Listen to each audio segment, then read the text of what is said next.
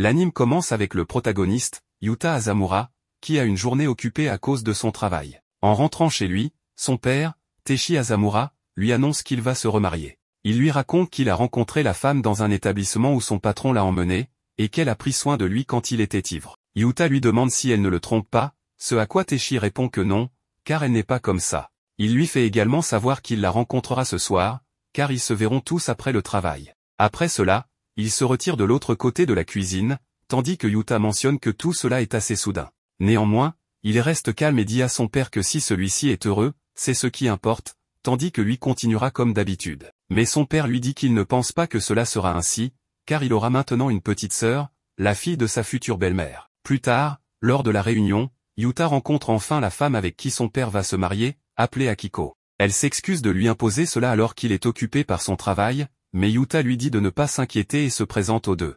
Ensuite, Akiko présente sa fille, Saki Ayase. En la voyant, Yuta commence à murmurer avec son père, qui lui explique que Saki a apparemment son âge, qu'elle aura 17 ans cette année et qu'elle est en deuxième année de lycée, bien que Yuta ait son anniversaire une semaine plus tôt. Akiko s'excuse pour la confusion, car depuis qu'elle a grandi, Saki ne la laisse plus lui prendre de photos, expliquant qu'elle ne sait pas pourquoi mais qu'elle ressort toujours mal dessus. Un peu plus tard, Yuta et Saki parlent en privé en se dirigeant vers la zone de boisson.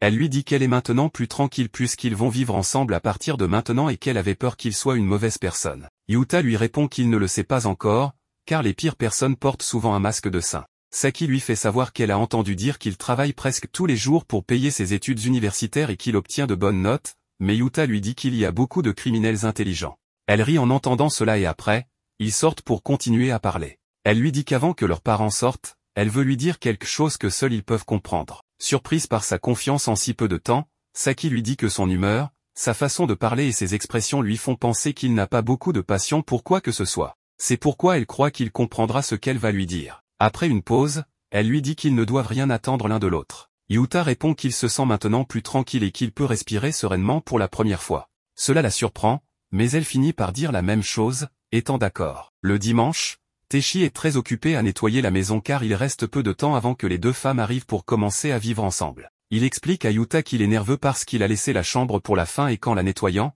il devient hystérique. Si elle lui dit que ça pue, il sera déprimé. Quelques minutes plus tard, on sonne à la porte et Yuta accueille les femmes. Akiko dit qu'elle a acheté quelques affaires pour ne pas arriver les mains vides. Saki lui demande simplement de l'ignorer car sa mère ne sait pas dire non et a acheté tout ce qu'on lui recommandait. Cela parce qu'elle est les bras chargés de sacs en traversant le couloir. Les deux trouvent que ça sent bon et Akiko commente que c'est comme Teishi l'avait dit, qu'il adore la propreté. Ici, Yuta leur dit qu'on dit que pour avoir un esprit sain, il faut vivre dans un espace propre et leur devise est élimine jusqu'à la dernière poussière, bien que Saki trouve cette devise un peu agressive. Pendant ce temps, Teishi prend le courage de faire son entrée dramatique en leur souhaitant la bienvenue dans leur nouveau foyer, tout en utilisant un aérosol parfumé. Après quelques secondes de silence, les deux commencent à rire de cela, tandis que Yuta retient la honte qu'il ressent à ce moment. Maintenant, Yuta emmène Saki dans sa chambre en lui expliquant qu'ils ont mis le lit et les rideaux, mais ne savait pas quelle couleur elle aimerait, donc elle peut les changer. La table a été placée près de la fenêtre, donc si elle veut la déplacer, elle n'a qu'à le lui dire. Saki le remercie pour tout, trouvant sa chambre grande, bien que Yuta trouve cela normal. Elle lui raconte qu'avant, elle vivait dans un petit appartement de 10 mètres carrés et qu'elle n'avait pas de chambre à elle. Yuta pense que les deux dormaient ensemble sur des futons, mais Saki lui dit que non, car sa mère travaille de nuit et elles ont des rythmes de vie opposés, donc elle dormait seule. À ce moment-là, elle demande à Yuta pourquoi il est si tendu en parlant, ce à quoi il répond qu'il ne sait pas quoi dire. Saki lui rappelle qu'ils ont le même âge, donc il peut se détendre, mais Yuta lui fait remarquer qu'il agit ainsi précisément parce qu'ils ont le même âge. Elle lui demande alors s'il est tendu avec ses camarades ou ses amis, mais Yuta lui dit que ce n'est pas pareil. Après l'avoir écouté, Saki lui dit qu'elle ne veut pas le critiquer ni rien, mais s'il est inquiet pour elle, ce n'est pas nécessaire. Yuta lui dit que ce n'est pas le problème, décidant de lui demander directement ce qui lui semble être le mieux. Prenant un peu de courage, il lui demande si elle préfère qu'il la traite comme ses amis, ce à quoi elle répond que oui et que, pour être honnête, elle se sentirait plus à l'aise ainsi, car elle n'est pas son supérieur et ne mérite aucun respect particulier. Yuta accepte sa réponse et accepte de se détendre, bien qu'il lui fasse savoir qu'il ne pense pas pouvoir la traiter comme ses amis, mais qu'il essaie de clarifier les choses et que ce sera plus facile grâce à cela. Avec tout clarifié, Saki rit un peu avant de dire que c'est exactement ce qu'elle pensait, appréciant qu'il puisse s'ajuster au fur et à mesure. Quand elle dit des choses comme ça à l'école, les autres se moquent d'elle, disant que cela ressemble à un contrat et ne la prennent pas au sérieux. C'est pourquoi elle s'est éloignée de tous, sauf un, mais cela lui est égal, car il ne valait pas la peine. Elle ne veut pas perdre de temps à aduler des gens qui ne font même pas l'effort de transmettre ce qu'ils pensent. Changeant de sujet, Yuta lui demande si elle veut qu'il l'aide à ranger ses affaires et elle lui dit qu'il est une bonne personne. Maintenant, tout le monde commence à arranger la maison petit à petit et elle trouve une vieille armoire sur laquelle il y a des autocollants d'animaux à une faible hauteur, laissant entendre que cela a été fait par un petit enfant, ce qui la trouve attendrissant. À un moment donné, Saki demande à Yuta de s'approcher, mais en le faisant, il trébuche. En raison du bruit généré, Akiko et Teshi vont dans leur chambre pour voir ce qui se passe. Quand Yuta se relève de sa chute, il se rend compte qu'il a un soutien-gorge dans la main, qu'il lance de surprise, et tout le monde rit en voyant cela. Alors que Yuta les regarde un peu gêné, il se rend compte en voyant ses affaires que Saki va à l'école Sisei. Elle lui confirme que oui, en lui demandant s'il est surpris parce qu'elle ne ressemble pas à une élève studieuse, ce à quoi Yuta répond que non, qu'en réalité, il est surpris parce qu'il étudie aussi là-bas. Il s'excuse pour cela, mais elle lui dit qu'il n'a pas besoin de le faire. Yuta lui dit aussi qu'à l'école, il essaiera de faire semblant de ne pas la connaître, mais Saki lui répond que cela ne la dérange pas, bien qu'elle suppose que ce sera mieux pour lui. Avant que Yuta puisse lui poser plus de questions à ce sujet, son téléphone commence à sonner. Saki lui demande de répondre, car cela ne la dérange pas que les gens répondent au téléphone devant elle. Yuta la remercie pour cela et se rend dans la salle de bain pour répondre à l'appel, où on lui demande de venir travailler immédiatement. Plus tard, il arrive à la librairie où il travaillait, alors qu'il est à la caisse avec sa collègue Shiori Yomiuri,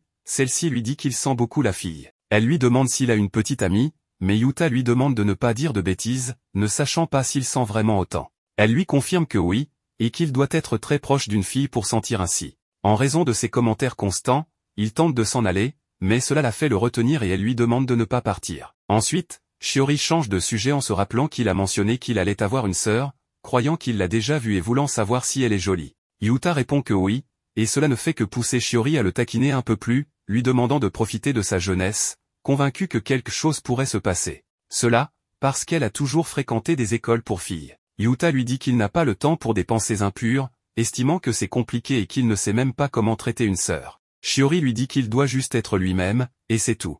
Yuta réfléchit à ce conseil. À la tombée de la nuit, Yuta rentre à pied chez lui et, après avoir enlevé ses chaussures, marche en silence jusqu'à sa chambre. Mais il se rend compte que Saki est dans le salon, éveillé. La première chose qu'il fait est de lui dire qu'il est rentré, car ce sont les bonnes manières quand quelqu'un arrive à la maison.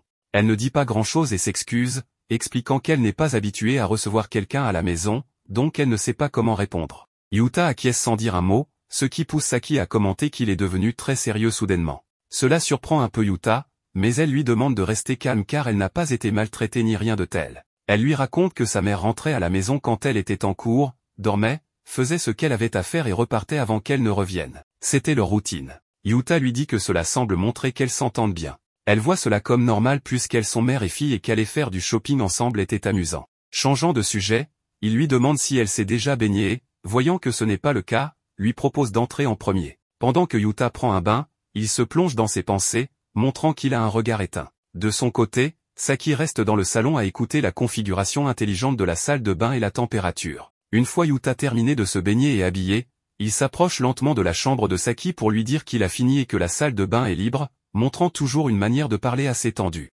Avant de partir, il lui souhaite une bonne nuit, et elle le remercie en lui souhaitant la même chose. Sans rien de plus à faire ou à dire, Yuta se retourne et s'en va, allumant les lumières de la salle de bain pour la laisser prête pour elle. Peu de temps après, Saki va prendre un bain et, après s'être habillée, se dirige vers sa chambre. Mais avant cela, elle se rend compte qu'elle a laissé la lumière de la salle de bain allumée. En essayant de l'éteindre, elle n'arrive qu'à allumer la lumière du couloir, confondant les boutons car c'est un panneau intelligent qu'elle ne connaît pas. Après plusieurs tentatives, elle finit par éteindre la lumière et va se coucher. Le lendemain matin, Yuta se réveille doucement grâce à son réveil. En sortant de sa chambre, il souhaite une bonne journée à Saki et lui demande si elle a bien dormi. Elle est la seule à être à la maison à 7 heures matinale. Elle répond que oui et le remercie d'avoir préparé le bain, car il était parfait, mais elle lui demande de ne pas le refaire ce soir car c'est du gaspillage d'eau. Yuta accepte sans problème et se prépare pour aller en cours. À l'école, il voit Saki de loin, seul, et à ce moment, il s'approche de son ami Maru. Ce dernier lui dit de laisser tomber, sachant qu'il est mal vu de se mêler de la vie amoureuse des autres, mais il lui conseille de l'oublier, réalisant immédiatement qu'il regarde Saki. Yuta précise que ce n'est pas ça, et qu'il n'est pas à la hauteur d'une fille aussi jolie. Mais Maru lui dit que c'est le contraire, et qu'il dit cela parce que s'il sortait avec elle, il en sortirait perdant. Il y a certaines rumeurs qui circulent, disant qu'elle gagne de l'argent en se vendant elle-même. Cela surprend naturellement Yuta, car Maru ne croit habituellement pas à ce genre de rumeurs. Maru mentionne que le fait que Saki soit blonde, porte des piercings et est une expression renfrognée qui éloigne tout le monde, l'a fait ressembler à une délinquante qui ne s'intègre pas en classe. Certains jurent l'avoir vue sortir d'un motel, et l'un des garçons du club de baseball l'a invité à sortir, mais Saki lui a répondu que les rumeurs étaient vraies et qu'elle ne voulait sortir avec personne. Yuta comprend à quoi Maru fait référence, car une seule accusation est suspecte, mais plusieurs similaires la rendent crédible. Après cela, Maru, ignorant tout cela, change de sujet en le taquinant à propos de sa nouvelle petite sœur. Il se dirige vers les vestiaires en voyant que c'est l'heure. Yuta se retrouve au club de tennis où une des filles s'amuse pendant son temps libre. Il remarque que Saki est là, mais à l'écart des autres. Il s'approche pour lui demander si elle sèche les cours. Cela surprend Saki, qui enlève ses écouteurs et lui demande pourquoi il parle. Yuta répond qu'il s'inquiète pour quelqu'un qu'il connaît et qui manque les cours, ce qu'elle prend pour un frère aîné sermonnant sa petite sœur. Il précise qu'il n'est pas là pour sermonner qui que ce soit, mais ne savait pas qu'elle avait aussi choisi le tennis. Saki lui explique que son amie Maya Narasaka est plus loin sur le terrain et qu'elle lui a dit qu'elle devrait choisir le même sport, ce qui est la raison pour laquelle elle est là, bien que ce ne soit pas la seule raison. Elle lui demande pourquoi il a choisi le tennis, et il répond que ce n'est rien de spécial, mais elle lui dit de ne pas s'inquiéter, car son motif est plutôt pathétique. Yuta finit par lui dire qu'il a choisi le tennis parce qu'il n'y a pas de match en équipe, car il n'aime pas dépendre de quelqu'un ni que quelqu'un dépende de lui. Saki mentionne qu'il pense de manière similaire et qu'elle a choisi le tennis pour ne pas jouer à un sport d'équipe,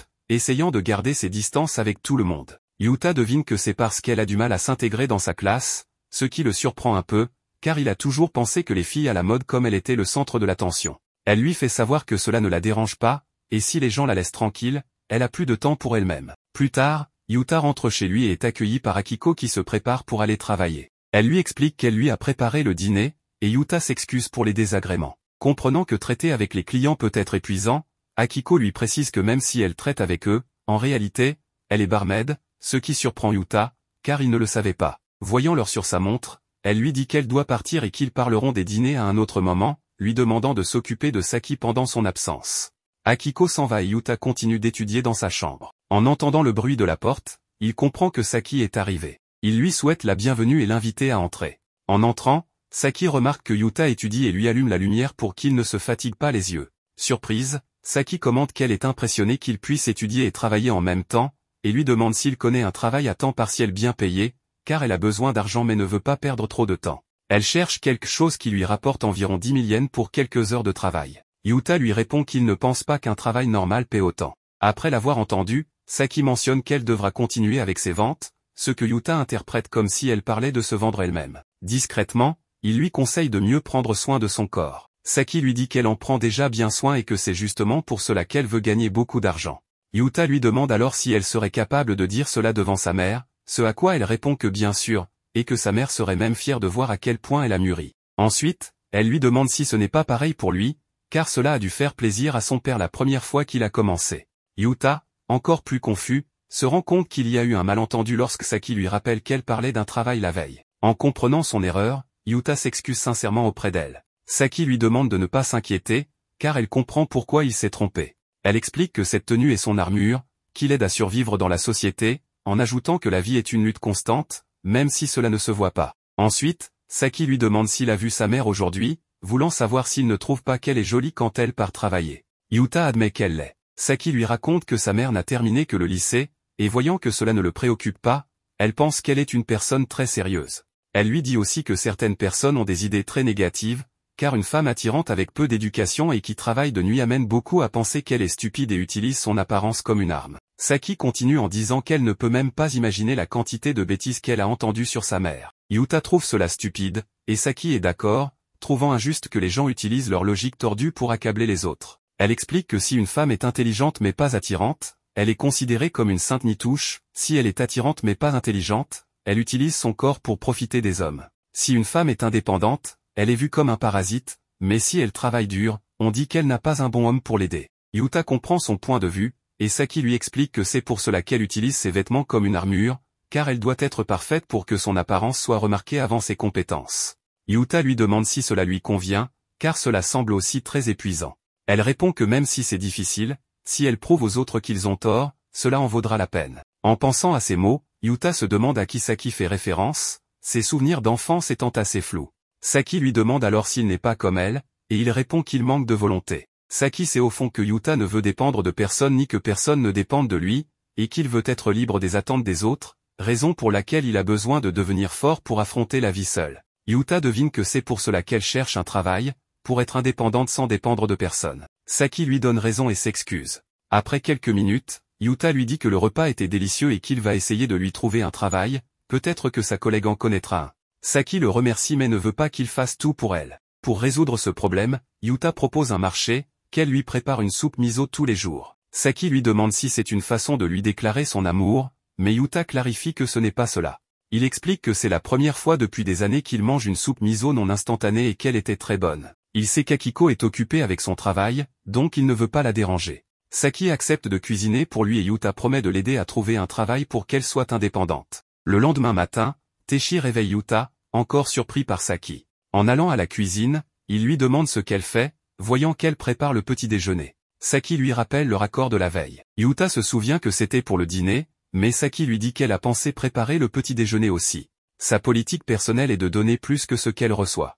Teishi termine rapidement son petit déjeuner pour aller au travail et dit que la nourriture était délicieuse. En voyant Yuta manger, Saki lui demande s'il n'aime pas son repas. Yuta répond qu'il aime les œufs frits avec de la sauce soja, ce qui surprend Saki car elle les mange toujours avec du sel et du poivre chez elle. Elle décide de s'en souvenir pour la prochaine fois. Plus tard, Yuta est au travail, et sa collègue Shiori remarque qu'il lit un livre sur l'argent. Elle lui demande pourquoi, et il explique qu'il veut vivre seul après le lycée, donc il doit économiser. Avec une sœur de son âge à la maison, c'est un peu rempli. Shiori comprend qu'il veut vivre seul, mais pense que ce n'est pas uniquement à cause de sa sœur, même si cela pourrait être une raison. Elle trouve dommage de ne pas profiter de l'aide d'une sœur du même âge, car cela peut être utile. Elle lui dit qu'il n'y a rien de mal à dépendre des autres, même si certains préfèrent que les femmes soient indépendantes. Yuta pense que ce sont des préférences personnelles. Shiori est d'accord mais ajoute que l'argent est bien à avoir, mais qu'il n'est pas nécessaire d'en avoir beaucoup, et qu'il peut trouver quelqu'un pour prendre soin de lui. Elle explique que même les PDG millionnaires dépendent beaucoup des autres. Yuta trouve cela un peu louche. Shiori lui demande alors si ce serait étrange qu'une beauté comme elle ait quelques sugar daddy, se rapprochant de lui pour le mettre mal à l'aise. Et quand Yuta s'écarte impressionné, Shiori lui dit que c'était une blague et commence à rire. En laissant de côté les plaisanteries, elle lui conseille de songer à dépendre un peu plus de sa famille. De retour à la maison, Yuta raconte tout cela à Saki, y compris la meilleure façon de dépendre des autres, tout en continuant de chercher des options de travail. Saki mentionne qu'elle ne savait pas que Yuta avait des amis aussi proches et qu'elle le soutient entièrement, bien que Yuta ne comprenne pas ce qu'elle veut dire. Elle ajoute que Shiori semble être la typique fille gentille et intelligente, du genre grande sœur, et pense qu'elle a raison, mais préfère toujours être indépendante. Yuta lui demande si l'idée de dépendre de lui ou de leur père ne lui plaît pas. Saki répond que ce n'est pas ça, elle pense que ce sont de bonnes personnes et qu'elle pourrait compter sur eux, mais tout serait plus facile s'ils étaient des mauvaises personnes. Après avoir dit cela, elle s'excuse et le remercie pour le repas avant de quitter la table. Quand Yuta retourne dans sa chambre, il remarque un sac suspendu à la poignée de la porte, probablement laissé par Akiko. Le lendemain, chacun va à l'école de son côté, et à un moment, Yuta voit Saki marcher devant lui avec ses écouteurs,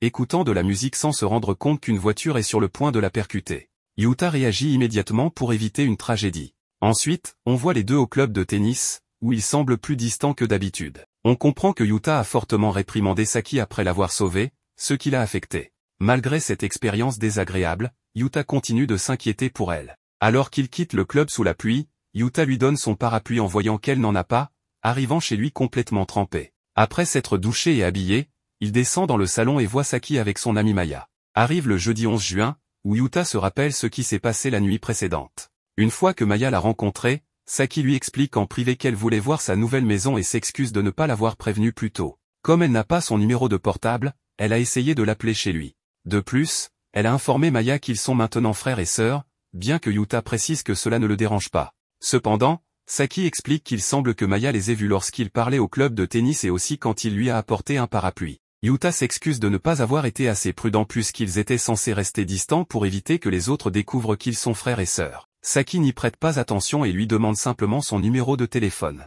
Une fois qu'il a fini de se rappeler ce qui s'est passé, Yuta entend depuis sa chambre une conversation entre Saki et sa mère. Elle mentionne que Teishi semble partir tard, donc ils pourront tous prendre le petit déjeuner ensemble. De plus, cela faisait longtemps qu'elle n'avait pas pris de petit déjeuner ensemble. Yuta et son père complimentent la délicieuse nourriture de Akiko. Saki leur dit qu'il s'agit d'une omelette avec du bouillon, préparée en ajoutant du bouillon d'achi blanc. Akiko mentionne à Yuta que Saki connaît la recette, donc elle pourrait la lui préparer un jour, bien que Saki précise qu'elle n'est pas très douée pour cela. Yuta fait savoir qu'il aime aussi les œufs au plat, alors Saki accepte de lui en cuisiner quand elle sera de bonne humeur. Une fois Teshi parti au travail, Yuta demande à Akiko s'il doit mettre ses vêtements avec ceux à laver de la semaine. Elle lui répond qu'elle préfère laver elle-même les vêtements si cela ne le dérange pas. Yuta insiste pour aider, le fait de bon cœur, mais elle lui explique qu'il y a beaucoup de tissus délicats. Elle découvre également qu'il ne sait pas utiliser le filet de lavage, une poche en filet pour protéger les vêtements délicats. En raison de son ignorance, Yuta accepte de leur laisser cette tâche.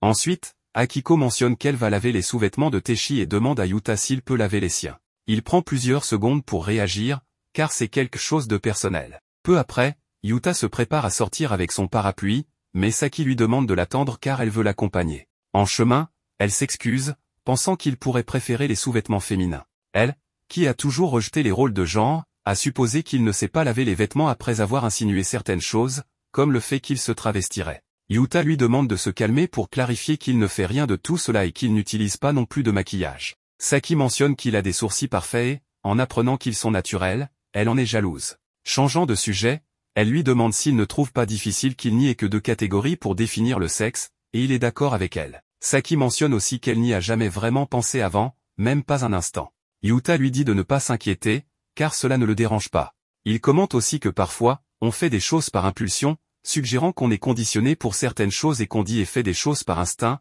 sans y remédier. Bien que réagir ainsi puisse être utile dans de nombreuses situations, Saki lui dit que les préjugés mènent à la discrimination. Yuta lui répond que c'est pourquoi il faut bien réfléchir aux choses.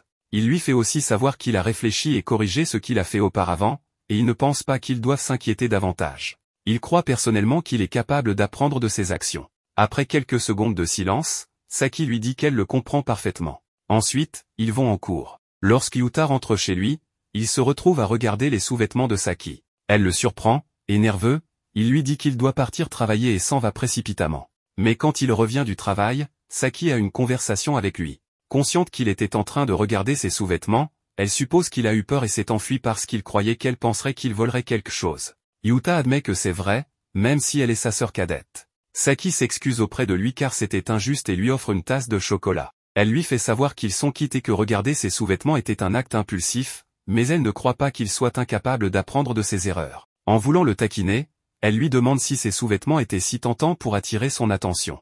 Cependant, Yuta nie complètement. Finalement, il admet que l'idée de les voler lui a traversé l'esprit, mais il lui explique qu'il y a une différence entre y penser et le faire. Saki lui donne raison et s'excuse, puis elle change de sujet en lui disant qu'elle a fini de dîner et de se baigner. Cela nous amène au vendredi 12 juin, où sur le terrain de tennis, Maya s'approche de Yuta pour lui demander des nouvelles de Saki, qui semble déprimé depuis ce matin. Au fil de la journée, Yuta lui envoie un message pour lui demander si tout va bien, et elle répond que oui. Plus tard, ils dînent ensemble. Yuta lui dit qu'il n'a pas encore trouvé un emploi bien rémunéré. Bien qu'elle ne lui mette pas la pression, elle pense qu'à ce rythme, elle lui cuisinera indéfiniment. Elle lui dit que s'il a besoin d'aide pour quelque chose, il doit simplement le lui demander. Elle accepte cela sans rien dire de plus, puis elle prend un bain et se prépare dans sa chambre, mais elle ne se montre pas très expressive. De son côté, Yuta reste dans son lit, absorbée par la lecture d'un livre. À ce moment-là, Saki se dirige vers sa chambre et ouvre la porte sans qu'il ne le remarque, éteignant les lumières. Ensuite, dans l'obscurité,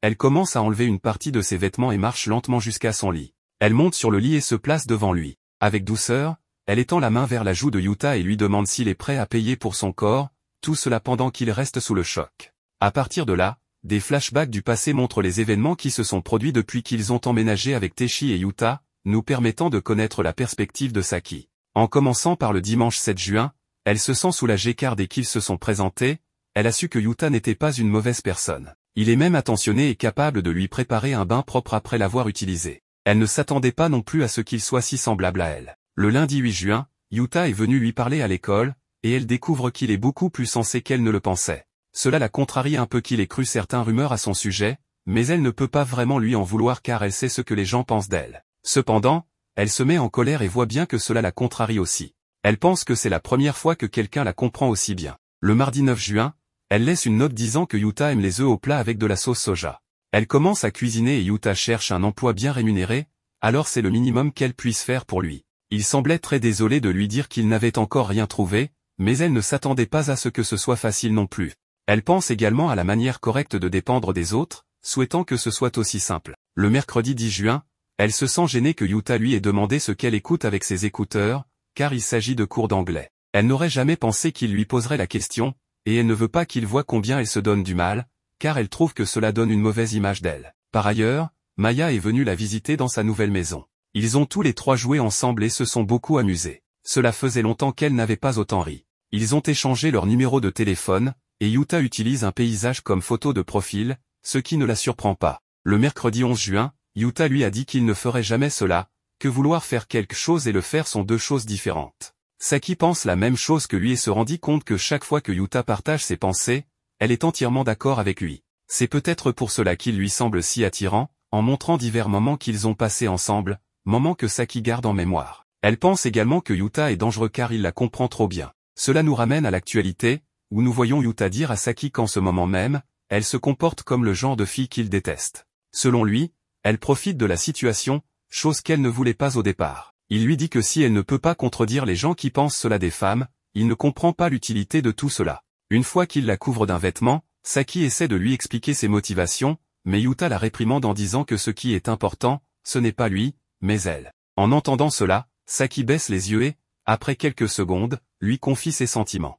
Elle lui raconte ensuite qu'elle pense que son père était une très bonne personne, mais quand son entreprise a fait faillite, il est devenu méfiant. Sa mère a commencé à travailler 2 fois plus pour subvenir à leurs besoins, mais cela ne semblait pas lui plaire. Il lui disait qu'elle n'était qu'une travailleuse sexuelle qui attirait les clients avec ses charmes et d'autres remarques dégradantes. Elle comprend qu'il traversait une période difficile, mais cela ne justifie pas qu'il se soit défoulé sur sa mère. Réfléchissant bien aux choses, Yuta lui dit qu'il est d'accord et lui avoue que quelque chose de similaire leur est arrivé lorsque leur mère a trompé leur père. Pendant un certain temps, il a cessé de faire confiance aux femmes. Saki est surprise d'entendre cela, car elle se réfère à son père, Teshi, qui est généralement très joyeux. En le regardant attentivement, elle suppose qu'il ne fait plus confiance aux femmes. Yuta acquiesce en silence. Saki mentionne alors qu'ils ont beaucoup en commun, même les parties brisées. Yuta est d'accord, mais même un peu brisé, ils croient qu'ils pourront bien s'en sortir en tant que frères et sœurs. Saki reste silencieuse après l'avoir entendu, encore perturbée par ce qu'elle vient de faire. Pour lui remonter le moral, Yuta lui dit qu'elle peut l'appeler grand frère si elle le souhaite. La façon dont il le dit fait rire Saki, changeant ainsi son expression pour quelque chose de plus joyeux. Elle se lève, le remercie et, avant de partir, lui demande de faire en sorte que cela fonctionne bien. Cependant, elle l'appelle Azamura, comme elle le fait habituellement, ignorant la suggestion de l'appeler grand frère. Enfin, nous arrivons au samedi 13 juin. Yuta et Saki ont dîné seuls, ayant réussi à convaincre leurs parents de sortir pour la journée. C'était l'idée de Yuta. Saki pense qu'il est très attentionné envers tout le monde, et pour cette raison, elle ne devrait pas l'appeler grand frère. Ils prennent un autre petit déjeuner ensemble, et encore une fois, Yuta s'accorde avec elle sur la nourriture. Saki pense que dès qu'elle l'appellera grand frère, elle finira par dépendre de lui pour tout, et elle ne peut pas se le permettre. C'est pourquoi elle s'excuse auprès de lui, mais quand elle l'appelle Yuta, elle ressent quelque chose d'indescriptible. Ce n'est pas la même chose que quand elle l'appelle frère. Elle n'a jamais ressenti cela auparavant et ne sait même pas comment le nommer. Elle se rend compte qu'elle a commencé à ressentir quelque chose pour Azamura, admettant que cela lui embrouille l'esprit. Dernièrement, elle a du mal à dormir, même si elle avait dit qu'elle voulait être indépendante, ce qui lui fait pitié d'elle-même, car elle ne comprend pas ce qui lui arrive. Maintenant, elle doit affronter ces nouvelles émotions qui émergent, malgré le fait qu'ils aient convenu que cela fonctionnerait comme frère et sœur. Le mercredi 16 juillet arrive, et Yuta commence à réfléchir à la situation actuelle. Elle est une inconnue. Ils sont devenus parentés soudainement parce que leurs parents ont décidé de se marier. En réalité, il n'y a pas de connexion génétique, et ils ne se sentent pas comme une famille, d'autant plus qu'ils n'ont pas d'expérience de vie commune. Cela fait déjà 1 mois que son père s'est marié avec Akiko, et que les 4, y compris sa fille, vivent ensemble, avec son demi-frère, cet inconnu. Il est maintenant dans une position beaucoup plus ambiguë, une inconnue avec qui il vit, oui, et c'est un bon moyen de la décrire. Mais quand on lui demande quel genre de relation ils ont, il ne sait pas quoi répondre. Quand il rentre à la maison, il salue Saki comme d'habitude, tandis qu'elle, soudainement, s'approche de lui pour lui demander de l'aide en littérature moderne, ce qui le prend par surprise. Quand il s'assoit, Yuta lui demande quelle note elle a obtenue, à quoi elle répond un 38. Elle lui fait savoir qu'elle savait déjà qu'elle allait obtenir une mauvaise note, car la littérature n'a jamais été son fort et elle n'attendait pas grand-chose, malgré le fait qu'elle réussit bien dans les autres matières. Elle a du mal à comprendre ce que ressentent les protagonistes. Yuta trouve cela surprenant car elle semble être une personne très attentionnée. Au moins avec lui, elle essaie de mieux comprendre sa position et de faire des concessions pour qu'ils s'entendent mieux. Mais Saki remarque que c'est le contraire, qu'ils font des concessions parce qu'ils ne parviennent pas à se comprendre. Yuta lui donne raison. Revenant au sujet, elle lui dit que cette fois, sa note est une affaire sérieuse car si elle ne réussit pas le rattrapage, elle devra suivre des cours supplémentaires en été, ce qu'elle ne veut pas car elle souhaite travailler pendant cette période. Yuta s'excuse de ne pas avoir pu lui trouver un bon travail, mais Saki lui fait comprendre qu'elle ne le blâme pas et qu'en fait, elle se sent mal de profiter de lui. Après quelques secondes de silence, Yuta lui dit que s'il est d'accord, il serait ravi de l'aider en littérature. En analysant le contenu, Yuta commente que les questions de l'essai initial ont été bien répondues, mais que les réponses sur le livre ont de nombreuses lacunes. Il veut savoir si elle a du mal avec les romans ou si elle manque de temps. Saki répond qu'il semble qu'il soit déjà là, car il a raison et cela l'irrite qu'il ait compris si vite, ce qui n'est pas très agréable. Yuta s'excuse pour cela, disant qu'il aurait dû être plus tactful, et elle accepte de le pardonner, sachant qu'il est simplement sincère parce qu'il essaie de l'aider. Ensuite, il explique que ce qu'elle a trouvé le plus difficile était la partie sur Sanshiro. Le roman de Sanshiro Natsume parle de l'amour libre, et il pense qu'aujourd'hui, les gens le comprennent mieux qu'à l'époque où cela a été écrit. Ensuite, il lui demande quelle partie elle a trouvé les plus difficiles. Saki répond qu'elle ne comprend pas ce que pense Sanshiro, ce que pense Mineko et ce qui les motive à prendre leurs décisions. Cela surprend Yuta, qui lui demande si elle sait que Natsume est amoureux de Mineko, et en voyant sa réaction, il comprend qu'elle ne le savait pas. Il déclare alors qu'il est amoureux au sens romantique, lui rappelant qu'il est devenu jaloux lorsque d'autres hommes s'approchent d'elle. Après en avoir discuté, Saki pense que s'il n'aime pas cela, il devrait le lui dire, à quoi Yuta explique qu'il pourrait avoir du mal à être aussi direct avec la personne qui lui plaît, tandis que Saki ne comprend pas pourquoi les gens ne disent pas ce qu'ils ressentent et essaient de le cacher. Yuta lui demande s'il y a une situation où il lui serait difficile d'exprimer ce qu'elle ressent, par exemple avec son premier amour, mais Saki répond qu'elle n'a jamais expérimenté quelque chose de tel car elle n'a aucune expérience en amour. En lui retournant la question, Yuta admet qu'il n'a pas non plus d'expérience. Elle trouve cela intéressant, car aucun des deux n'a été amoureux, ce qui signifie que cela ne sert pas beaucoup en littérature. Il lui donne raison en y réfléchissant un peu. Yuta se rappelle qu'elle obtient de bonnes notes en histoire, donc peut-être qu'il lui serait plus facile de comprendre la littérature moderne en se rappelant du contexte historique dans lequel elle a été écrite. Comme elle est douée en histoire, elle devrait lier ce qu'elle sait avec le roman et cela pourrait l'aider à mieux le comprendre. En le voyant de cette manière, Saki lui donne raison, car cela pourrait être utile. Yuta lui propose de commencer à pratiquer pour l'examen de rattrapage, lui montrant son soutien, convaincu qu'elle réussira bien, ce qui la rend plus heureuse et plus confiante. Après avoir étudié pendant un moment, il la félicite pour avoir bien fait, croyant plus que jamais qu'elle réussira l'examen. Saki le remercie en le considérant comme un bon professeur. Mais avant de se rendre dans sa chambre, Yuta lui demande si elle souriait, à quoi elle répond qu'elle ne sait pas, car elle ne le sait pas elle-même. Le lendemain, vendredi 17 juillet, il se retrouve le matin où Yuta insiste pour qu'elle ne cuisine pas car elle doit se concentrer sur ses études. Mais comme elle continue de refuser, il finit par lui dire qu'en tant que son professeur, il veut qu'elle réussisse le rattrapage, donc il préfère qu'elle étudie aujourd'hui. Cela la détend, alors elle le remercie et s'y met. Bien que Yuta mentionne qu'elle ne doit pas se sentir redevable envers lui pour cela. Quand Yuta est en cours, dans le couloir, il est surpris par Maya qui le taquine en l'appelant petit frère, remarquant qu'aujourd'hui encore, il sent la famille. Après l'avoir taquiné un bon moment, elle explique qu'elle est pleine d'énergie car elle a enfin terminé ses examens et va maintenant libérer tout le stress d'un coup.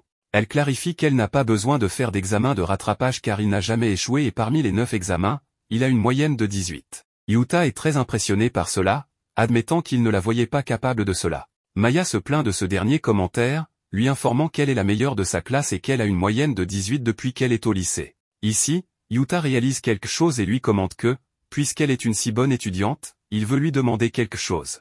Quand Maya entend les détails, elle trouve intéressant qu'il veuille aider Saki dans ses études. Mais la façon dont elle le dit lui laisse une impression de seconde intention dans ses paroles. Maya clarifie qu'il ne s'agit pas de cela, elle trouve simplement qu'il est un bon frère. Il lui raconte qu'il a aidé Saki à étudier, mais qu'elle est très intelligente, donc elle n'aura bientôt plus besoin de son aide. Maya lui donne raison, trouvant cela typique de Saki. Donc, pour cette raison, Yuta se demande s'il y a un moyen de l'aider. Après avoir entendu cela, elle comprend mieux quelles sont ses intentions, ce qui la rend plus heureuse, bien qu'elle clarifie qu'elle ne fait rien de spécial. En y pensant un peu, elle mentionne simplement qu'elle écoute de la musique en arrière-plan. Yuta pense que cela pourrait être utile, alors il lui demande s'il y a un genre qu'elle pourrait lui recommander, mais Maya répond qu'il n'y en a pas. Elle écoute seulement les recommandations de l'application, car chercher des morceaux lui semble ennuyeux. Ensuite, elle lui dit qu'il est un très bon frère et qu'il devrait en être fier. Alors, elle lui raconte qu'elle cuisine pour ses petits frères et sœurs et se considère comme une bonne sœur. Elle mentionne qu'elle a une grande famille à peu près une centaine de personnes, bien qu'il plaisante évidemment et qu'ils soient beaucoup moins nombreux. Nous voyons maintenant Yuta au travail où Shiori remarque qu'il a l'air déprimé et le lui dit. Après avoir poussé un soupir, Il lui commente que voir plus de clients signifie qu'il y a plus de clients difficiles parmi eux. Shiori lui demande comment il peut parler ainsi de leurs chers clients, mais Yuta lui rappelle qu'elle se plaint toujours de la même chose. Shiori essaie de faire comme si elle ne savait pas de quoi il parlait, mais dès qu'une personne passe, elle lui demande immédiatement de se taire et se contente de la saluer. Lorsqu'ils sont à nouveau seuls, Yuta lui demande si elle n'aime pas que les gens la voient telle qu'elle est réellement. Shiori répond qu'elle en a assez que les gens la détestent à l'université et qu'il est le seul à la connaître complètement. Une fois sa journée de travail terminée, Yuta s'adresse à Shiori pour lui dire qu'il va partir, mais il la trouve épuisée à la table. Elle se plaint d'être épuisée car il y a tellement de monde que la climatisation ne sert à rien. En plus, elle ne fait que porter des livres, ce qui lui fait mal au dos, et à son âge, la douleur dure 2 jours, elle a le cou raide, des palpitations et elle a du mal à respirer. Alors elle lui demande s'il pourrait s'occuper d'elle jusqu'à ce qu'elle se rétablisse.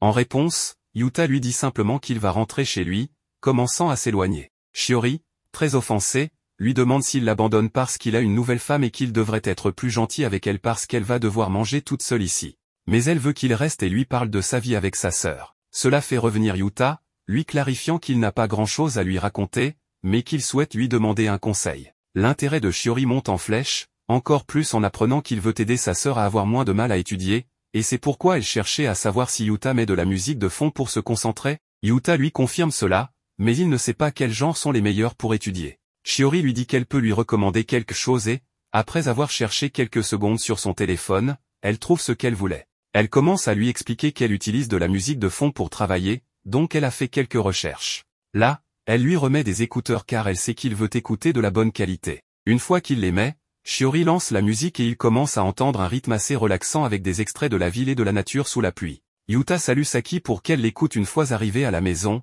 et après avoir passé un bon moment à écouter la musique, elle lui fait savoir que ça sonne très bien. Il lui commente qu'elle pourrait l'utiliser comme musique de fond en étudiant et Saki le remercie, admettant qu'elle est surprise qu'il écoute ce genre de musique. Mais Yuta clarifie qu'il vient juste de la découvrir et que c'est une collègue qui la lui a recommandée. Saki devine que c'est la femme de l'autre fois, cette femme plus âgée qui sait tout. Il confirme que c'est bien et qu'elle ne ment pas en disant qu'elle lui recommande presque tout.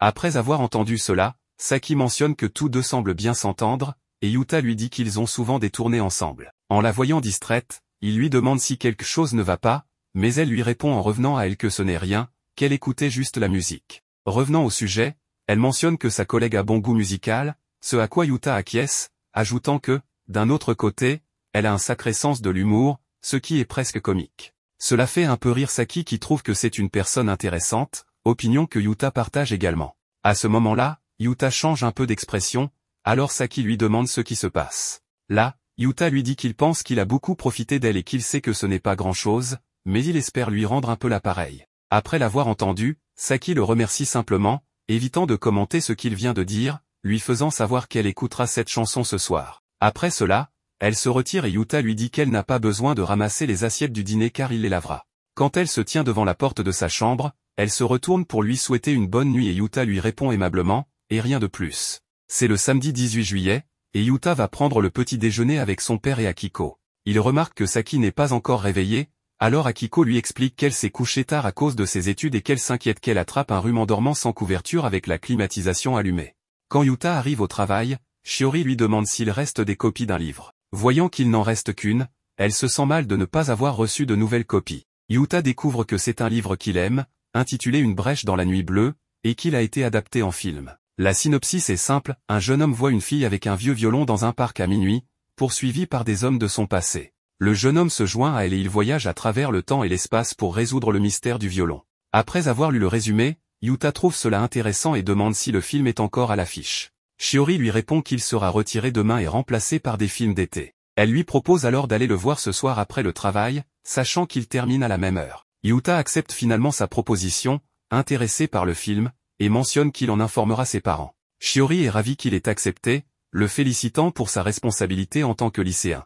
Yuta se rappelle qu'elle était elle aussi récemment lycéenne, bien qu'elle pense que les étudiants universitaires sont déjà adultes. Il conclut qu'aller à l'université n'est pas responsable, et Shiori lui demande de ne pas exagérer. La nuit venue, ils se rendent au cinéma. Shiori lui suggère de prévenir une autre personne en plus de ses parents, sa petite sœur, qui s'inquiéterait sûrement pour lui. Yuta doute de cela. Après avoir acheté des collations, ils entrent enfin dans la salle de cinéma. Le film commence, montrant un jeune homme courant dans les rues désertes d'un village et trébuchant de manière comique, ce qui fait rire la jeune fille qui l'attendait. Le jeune homme est émerveillé par sa beauté et son vieux violon. La jeune fille lui confie le violon, lui demandant de le protéger même si elle meurt, car il ne doit pas tomber entre de mauvaises mains. Le jeune homme, intrigué, accepte. Il commence à fuir, poursuivi par les hommes de son passé, créant des scènes comiques qui font rire Shiori, tandis que Yuta reste concentré sur le film. Vers la fin, la jeune fille, alitée et proche de la mort, dit au jeune homme qu'elle a fait tout ce qu'elle pouvait. Il lui dit qu'il sait qu'elle ment et lui demande s'il n'y a pas un endroit spécial qu'elle souhaite voir avant de mourir. Motivé par son désir, ils décident d'y aller ensemble. Yuta remarque alors que Shiori est très absorbée par le film. Quand ils rentrent chez eux après la séance, Shiori dit à Yuta qu'elle lui doit quelque chose pour l'avoir accompagné, bien qu'il ne veuille rien.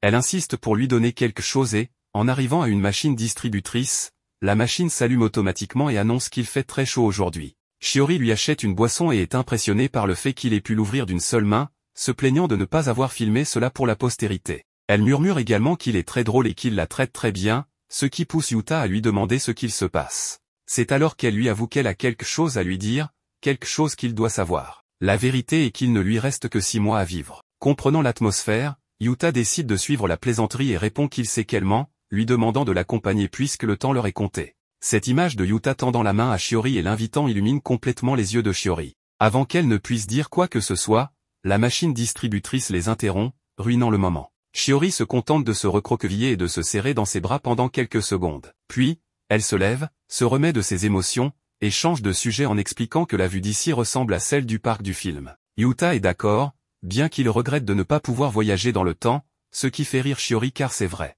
Elle lui demande ensuite de continuer à avancer, et ils marchent lentement, sans parler davantage. Plus tard, ils arrivent à un point où Shiori s'arrête, disant à Yuta qu'elle peut continuer seule et lui faisant ses adieux.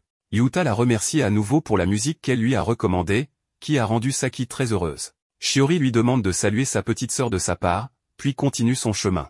Quelques minutes plus tard, une voiture arrive et elle monte dedans, commençant à se rappeler d'une scène du film qu'ils ont vu. Dans cette scène, le jeune homme retrouve la jeune fille qui sort son violon de son étui et commence à jouer une belle mélodie. Voulant se joindre à elle, le jeune homme sort également un instrument et commence à jouer, créant ainsi une harmonie mélodieuse qui s'accorde parfaitement avec le paysage environnant, avec des pétales d'arbres tombant autour d'eux, et ils se regardent joyeusement. Le lendemain, le dimanche 19 juillet, Saki dit à Yuta que la nuit dernière, quelqu'un l'a couverte avec une couverture et veut savoir si c'était lui. Il admet que oui, en lui conseillant de ne pas tomber malade avant son rattrapage. Elle le remercie car il a raison, mais lui demande s'il n'était pas allé au cinéma la nuit précédente. Yuta répond que si, il est allé voir un film intitulé Une brèche dans le ciel bleu. Saki pense avoir vu la bande-annonce et lui demande comment était le film. Il lui dit qu'il était très bon et qu'il le recommande. Elle accepte de le voir après son rattrapage, se rappelant que le film est basé sur un livre, ce qui pourrait l'aider en littérature. Yuta pense que c'est une bonne idée. Après quelques secondes de silence pendant le petit déjeuner, Saki lui demande soudainement s'il sort avec sa collègue de travail. Cela surprend Yuta au point de presque s'étouffer avec son thé. Il lui explique immédiatement qu'ils n'ont pas ce genre de relation, qu'ils travaillent juste ensemble et qu'ils parlent beaucoup car ils aiment tous les deux les livres. Saki, consciente du fait que Yuta lit beaucoup, commence à penser qu'elle devrait lire davantage aussi. Yuta mentionne qu'il aimerait avoir une autre partenaire de lecture, mais lui rappelle qu'elle doit d'abord se concentrer sur son examen, ce qu'elle accepte de faire. Quand Yuta arrive au travail, il est accueilli à 6h26 par Shiori, à qui il demande si elle est en train de réapprovisionner en la voyant avec des boîtes. Elle répond que oui et lui demande de l'aider. Une fois cette tâche terminée, Shiori remarque une jeune fille qui semble chercher quelque chose. Elle se dirige vers elle pour l'aider. En se retournant, Yuta reconnaît immédiatement Saki. Shiori, entendant cela clairement, change délibérément d'attitude, devenant plus énergique, super aimable et respectueuse envers Saki. Elle lui déclare qu'elle va l'aider dans sa recherche, ce que Saki remercie. Ensuite, Shiori lui demande si elle est la petite sœur de Yuta, ce à quoi Saki répond affirmativement, souhaitant savoir qui elle est. Avec beaucoup de joie, Shiori se présente comme Shiori Yomiuri et admet qu'elle est aussi belle que Yuta l'a décrite. Yuta, en revanche, plaisante en disant qu'elle ressemble à une habituée des bars. Saki informe Yuta qu'elle cherche un guide d'études ainsi que le roman du film qu'elle a vu la veille, ce qui réveille l'intérêt de Shiori qui tente de lui proposer une séance ce soir. Yuta l'interrompt, informant que sa sœur doit étudier, ne voulant pas qu'elle soit mal influencée. En réponse, Shiori mentionne que les fleurs du mauvais chemin sont belles car arrosées de sang, mais Yuta rétorque que c'est peu pratique, les fleurs qui poussent à l'eau et à la lumière du soleil étant les plus belles. Elle se rappelle alors qu'ils n'ont pas de temps à perdre en bavardage au travail, leur priorité étant d'aider cette cliente. Shiori se tourne à nouveau vers Saki pour l'aider à trouver le livre qu'elle cherche. Saki se présente alors comme Saki Ayase et ajoute qu'on peut aussi l'appeler Sakia Azamura, bien que cela puisse prêter à confusion. Elle préfère donc qu'on l'appelle par son prénom. Comprenant cela, Shiori accepte de l'appeler Saki et se souvient qu'elle veut le guide d'études et le livre inspiré du film. Saki confirme et demande à Yuta de lui recommander un autre livre, étant donné qu'il lit beaucoup et doit connaître de bons titres pour l'aider à étudier. Il accepte cette demande et part lui en choisir un. Plus tard, Saki demande à Yuta si c'est difficile d'être caissier. Il répond que cela l'est parfois et que c'est une succession de brèves conversations avec des gens avec qui il ne se connecte pas toujours. La voyant préoccupée, il précise que ce n'est pas si terrible. Il lui indique ensuite où trouver le guide d'études, lui suggérant de descendre au premier étage par les escaliers et de chercher à droite. Saki le remercie pour son aide et informe qu'elle ira chercher le guide d'études avant de rentrer chez elle. Avant de partir, elle lui dit que son tablier lui va très bien, ce qui le surprend et le fait sourire, légèrement embarrassé. Lorsqu'elle est à la caisse, elle remarque que Shiori emballe les choses très rapidement. Shiori lui dit que c'est par habitude et que Yuta est aussi assez rapide. Saki comprend alors qu'elle parle de lui en l'appelant par son prénom. Shiori mentionne qu'elle l'appelle aussi le bleu, avant de lui remettre son sac avec ses achats. Saki la remercie et Shiori lui rend son sourire en guise de cadeau. Lors de leur pause, Shiori répète à Yuta que sa petite sœur est adorable, ce à quoi il demande si elle va continuer à parler de cela. Shiori explique en plaisantant qu'à son âge, si elle ne prend pas sa dose quotidienne de jeune fille, elle commence à se rider, mais rappelle qu'ils n'ont pas tant d'écart d'âge pour dire cela. Elle ajoute que les étudiantes universitaires et celles de lycée sont comme le jour et la nuit, un sujet auquel elle ne comprend rien. Shiori parle ensuite des réactions innocentes de Saki, laissant entendre à Yuta que cette fille est sérieuse. Il met quelques secondes à comprendre ce qu'elle veut dire, mais doute de sa véracité. Shiori, sceptique, lui demande s'il est sérieux. Yuta reste ferme sur son opinion, affirmant que Saki est toujours sa petite sœur. Nous voyons ensuite Saki quelques secondes, allongée sur un miroir avant de partir. Dans la scène suivante, alors que Yuta s'apprête à rentrer chez lui après l'école, Maya vient le voir et Saki arrive également avec lui. En la voyant, Yuta demande ce qu'elles font ensemble. Maya propose de partir, et Yuta lui demande où ils vont. Maya lui répond qu'ils vont chez lui, ce qui le surprend. En chemin, Saki explique qu'elle a invité Maya pour l'aider à étudier, et elle s'excuse pour le dérangement. Yuta lui répond que si c'est pour cela, ça ne le dérange pas, mais il se demande si Maya ne trouvera pas cela étrange de rentrer avec eux. Elle lui assure que cela ne la dérange pas. Quand ils arrivent chez Yuta, Maya se comporte comme si c'était sa propre maison et fait beaucoup de bruit. Saki s'excuse pour cela, mais Yuta lui dit qu'il n'y a aucun problème, et qu'elle doit juste se concentrer sur ses études. Plus tard, pendant qu'ils étudient, le soir tombe et Yuta se lève pour préparer le dîner. Saki s'excuse à nouveau et propose de préparer le dîner à sa place, mais Yuta lui dit qu'elle peut se reposer ce soir, car il va s'en occuper. Saki s'assoit, un peu étonné, tandis que Maya commence à la taquiner en disant que cela ressemble à une scène de couple. Yuta, qui ne sait rien cuisiner, essaie de chercher une recette sur son téléphone, mais il ne trouve pas grand-chose. Maya arrive derrière lui et Yuta lui demande si elle a besoin de quelque chose. Elle lui répond que non, elle voulait juste l'aider en voyant qu'il avait des difficultés. Yuta lui avoue qu'il ne sait vraiment pas cuisiner, et même avec l'aide de son téléphone, il n'arrive à rien. En entendant cela, Maya propose de l'aider. Elle dit à Saki de réviser ce qu'elle a déjà appris pendant qu'elle et Yuta vont cuisiner ensemble, ce qui la rend très heureuse.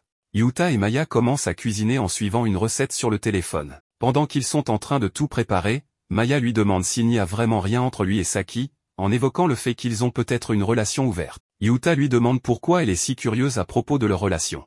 Maya explique que c'est parce qu'elle est amie avec Saki et qu'elle a remarqué que Saki a un peu changé dernièrement. Ensuite, Maya commence à donner des exemples concrets et finit par dire que Saki le regarde souvent.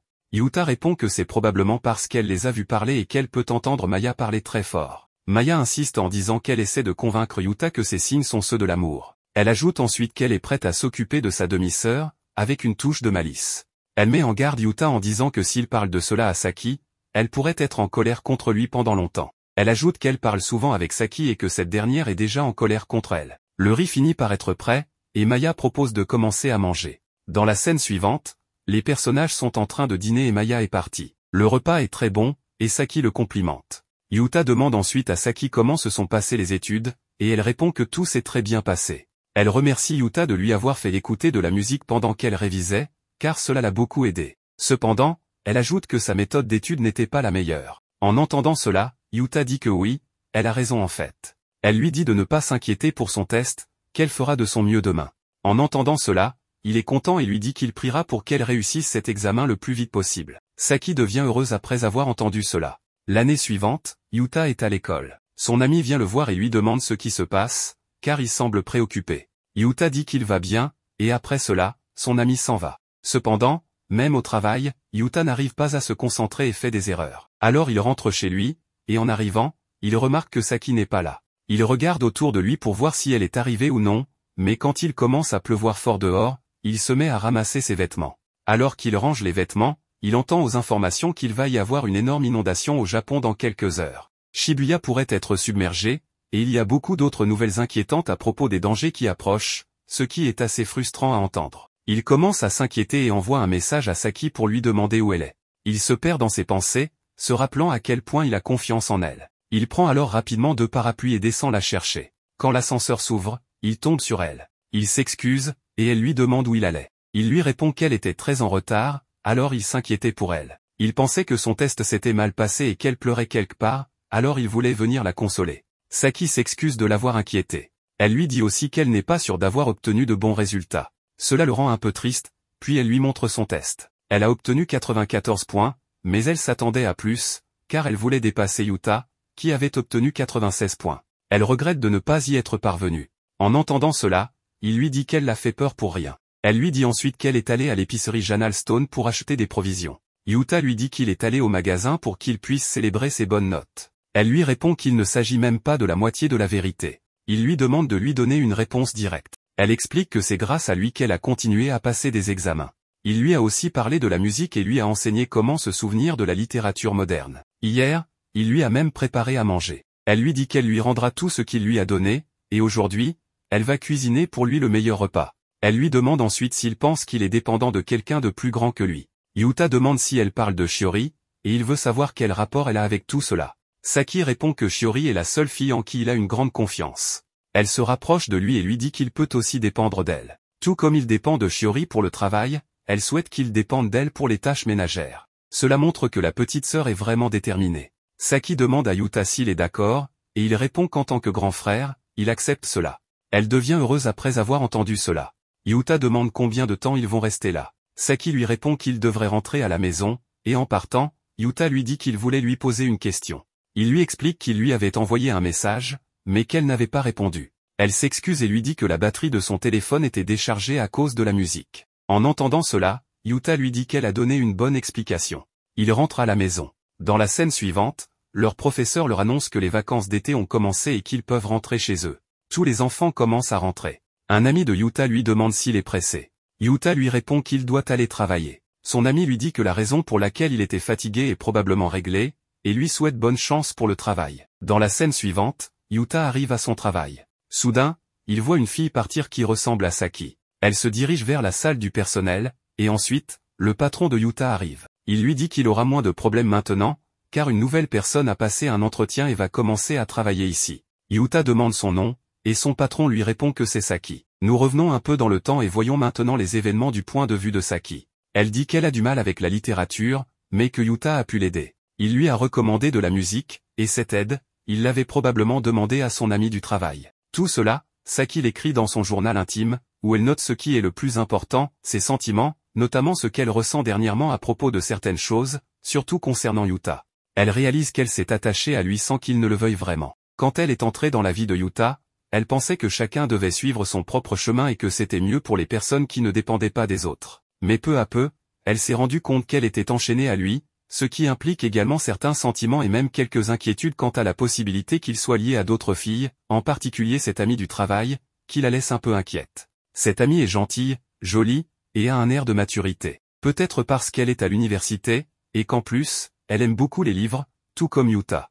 Il y a un mot qui pourrait décrire tout ce que Saki ressent, mais nous ne le connaîtrons que plus tard. Saki raconte comment Yuta l'a aidé à étudier et à comprendre la littérature, ce qui lui a permis de faire des efforts et d'obtenir de bonnes notes, pour éviter les cours de rattrapage ou autres. Elle a trouvé un travail dans la même librairie que Yuta, même si, au départ, elle n'avait pas prévu de prendre un emploi où il fallait travailler beaucoup pour gagner si peu d'argent. Quelque chose l'a motivée à continuer, et c'est évidemment l'envie d'en savoir plus sur la relation entre Yuta et Shiori, car cela pourrait lui apporter un peu de tranquillité, une chose qui lui manque ces derniers temps. Elle avait menti le jour où elle est arrivée en retard après la tempête, car elle ne voulait pas dire à Yuta qu'elle avait passé un entretien d'embauche. Tout s'était bien passé, mais elle n'était pas encore prête à lui avouer qu'elle cherchait un travail au même endroit que lui. Tout s'était fait par hasard. Un jour, elle passait devant la librairie, a vu l'affiche indiquant qu'il cherchait un employé, et un homme s'est approché pour lui demander si elle était intéressée. Elle a répondu oui sans même réfléchir, ni se préparer à un entretien. Pendant un petit déjeuner en famille, le père de Yuta leur demande pourquoi ils continuent de s'appeler par leur nom de famille. Akiko suggère que Saki pourrait appeler Yuta grand frère, mais les deux jeunes trouvent cela étrange, donc les parents ne les poussent pas davantage. Le père de Yuta se demande aussi pourquoi il travaille autant. Yuta répond d'abord qu'il n'y a pas de problème et qu'il va suivre des cours de rattrapage, mais son père ne parlait pas des études. Il trouvait simplement qu'ils ne profitaient pas de leurs vacances d'été, qu'ils pourraient sortir avec leurs amis. Yuta explique qu'il n'a pas beaucoup d'amis, tandis que Saki dit qu'elle n'a pas fait de plan avec les siens récemment. Quand Yuta est dans sa chambre, Saki vient le voir et lui explique qu'elle n'est pas si proche de Maya. Il avait probablement parlé de ses nombreuses amies en pensant à elle, mais en réalité, elles ne sont pas si proches. Nous revenons à nouveau dans le passé et découvrons les événements du point de vue de Saki. Elle explique que les fois où elles sont allées chez Yuta étaient principalement parce que Maya s'intéressait réellement à lui. La dernière fois, cependant, c'était à la demande de Saki, car elle voulait de l'aide pour étudier. Elle voulait simplement clarifier cela, mais elle n'était pas en colère à cause de ce que Yuta avait dit. Nous voyons que Saki a obtenu le travail et s'adapte bien, même si Yuta l'aide de temps en temps. Cela leur permet également de rentrer ensemble après le travail. Le climatiseur de la maison est tombé en panne parce qu'il était très vieux, et Yuta est venu voir ses parents pour savoir si Saki était là. Il s'avère que Saki n'aime pas la chaleur. Lorsqu'elle était petite, elle faisait des caprices et voulait toujours aller à la piscine ou manger une glace, ce qui compliquait la tâche à sa mère. Cependant, elle a changé en grandissant, adoptant la personnalité qu'elle a aujourd'hui, notamment depuis qu'elle est entrée au collège. Akiko mentionne qu'elle regrette parfois ces moments où elle faisait des scènes parce qu'elle n'aimait pas l'été. Yuta sort avec Tomokazu pour boire un verre, bien qu'il n'ait pas beaucoup de temps. Son ami lui demande si Maya et Yuki l'ont invité à la piscine. Yuta ne comprend pas pourquoi il pose cette question et ne sait pas de quoi il parle, alors Tomokazu lui dit que peut-être ils le lui demanderont plus tard. Chacun repart ensuite de son côté, car ils n'avaient pas beaucoup de temps à passer ensemble. Un autre jour, après le travail, Yuta parle avec Saki et admet que son père a peut-être raison, l'été passe, et ils n'ont pas pris un seul jour pour sortir. Saki lui demande s'il pense que Maya l'a vraiment invité à la piscine ou quelque chose du genre. Elle lui demande aussi s'il envisage d'y aller après avoir voulu savoir qui lui en avait parlé. Yuta ne précise pas, mais dit qu'il préfère rester seul, donc il n'y ira pas. Il demande alors à Saki si elle ira, et elle répond que non. Ce qui importe, c'est que Saki n'a pas révélé à Yuta qu'elle avait été invitée à la piscine. Nous découvrons ensuite comment elle lui a dit qu'elle commencerait à travailler avec lui à partir du lendemain.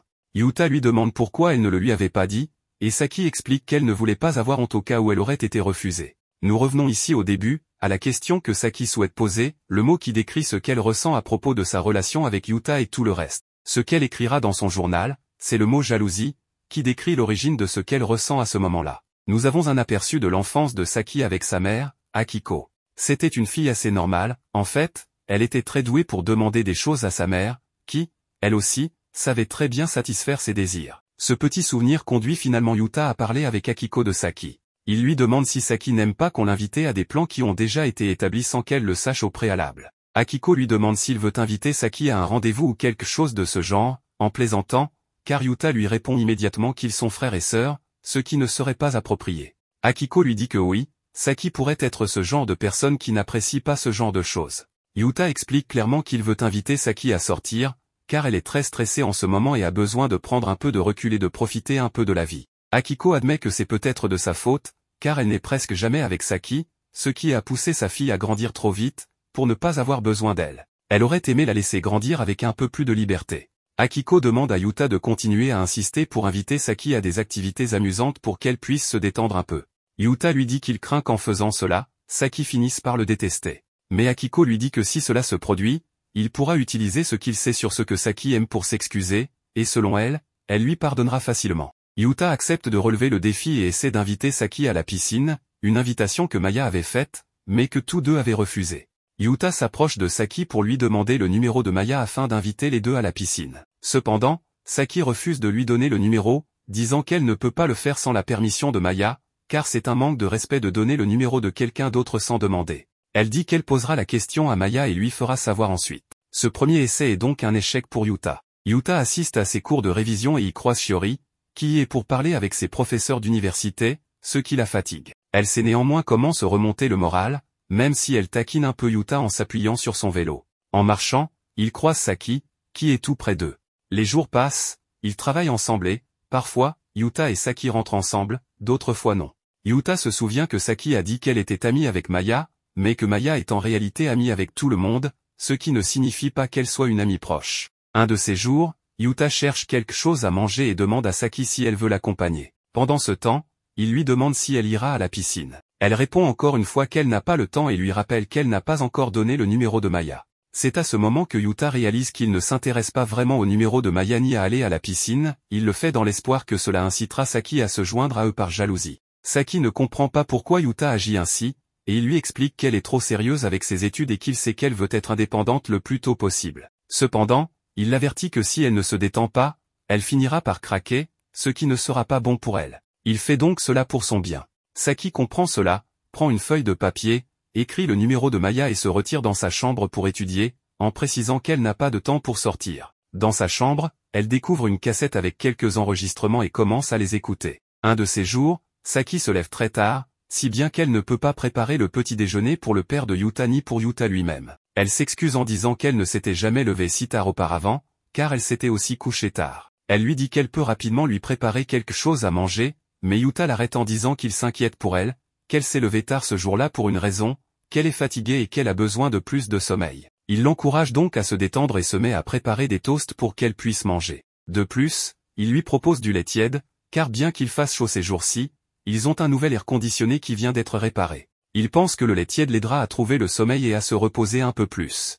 Avec tout cela, Saki commence évidemment à ressentir de nouvelles choses pour Yuta. Cette fraternité, ses bonnes vibrations et le fait qu'il prenne soin d'elle lui donnent un sentiment différent, quelque chose de nouveau, mais qu'elle apprécie vraiment. Ils partagent ensemble ces toasts, c'est un moment relaxant pour des personnes ayant une vie relativement stressante. Le simple fait d'être là ensemble, de boire du lait tiède avec des toasts, est apaisant. Finalement, Saki décide d'accompagner Yuta à la piscine, ce qui le rend heureux. La conversation revient sur Shiori, et Saki s'excuse d'avoir eu une mauvaise mine la dernière fois qu'elle les a vus ensemble. Elle dit que si Yuta et Shiori sortent ensemble, cela ne la dérange pas, car Shiori semble être une bonne fille, intelligente, belle, et plein d'autres qualités. Mais Yuta clarifie encore qu'il n'y a aucune relation entre lui et Shiori, et il se demande pourquoi Saki pose tant de questions à ce sujet. Saki demande alors à le laisser tranquille à ce sujet et commence à vanter Shiori comme étant une bonne fille, ce qui n'est pas nécessaire, Yuta le sait bien.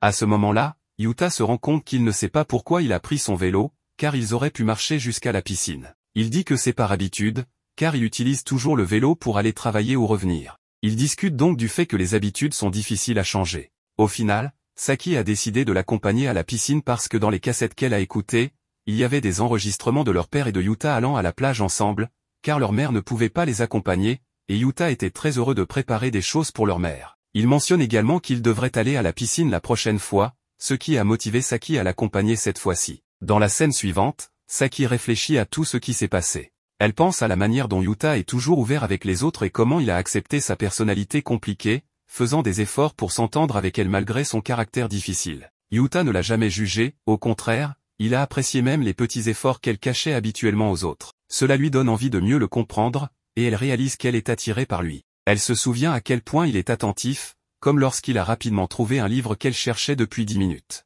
Bien que son commentaire sur le fait qu'elle aurait pu le trouver plus tôt l'ait agacé, cela l'a également poussé à prendre conscience de son propre esprit fermé, ce qui l'a frustré. Le jour suivant, le climatiseur de sa maison tombe en panne. Cet après-midi-là, Yuta lui demande directement si Maya les a invités à la piscine, et Saki, embarrassée, l'ignore parce qu'elle se sent submergée par ses propres émotions. Elle a du mal à croire à quel point elle peut être impolie parfois et réalise qu'elle s'est comportée de manière infantile. Elle a du mal à faire face à ses sentiments contradictoires, surtout lorsqu'elle remarque que Shiori, une fille aux longs cheveux magnifiques, pourrait mieux convenir à Yuta. Cela la pousse à se demander si Yuta aime les filles aux cheveux longs, étant donné que les siens le sont également. Après le dîner, Yuta reparle de la piscine, disant qu'il souhaite qu'elle s'y amuse. Saki ne comprend pas pourquoi cela lui tient tant à cœur alors qu'elle pense qu'elle devrait se concentrer sur ses études. Elle se souvient d'une époque au lycée où sa mère voulait l'emmener à la plage, mais Saki avait refusé, prenant en compte leur situation financière et ne voulant pas accabler sa mère. Ce souvenir se lie à ses sentiments actuels,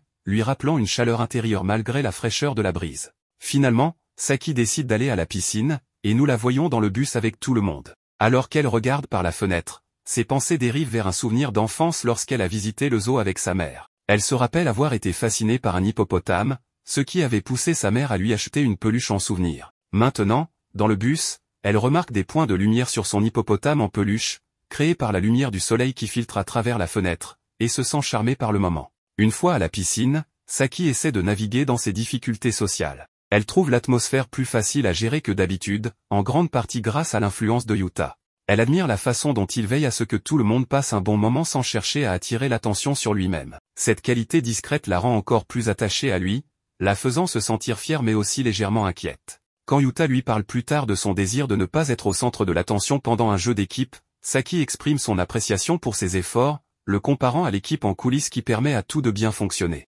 Yuta est touché par le compliment, même s'il se sent un peu gêné.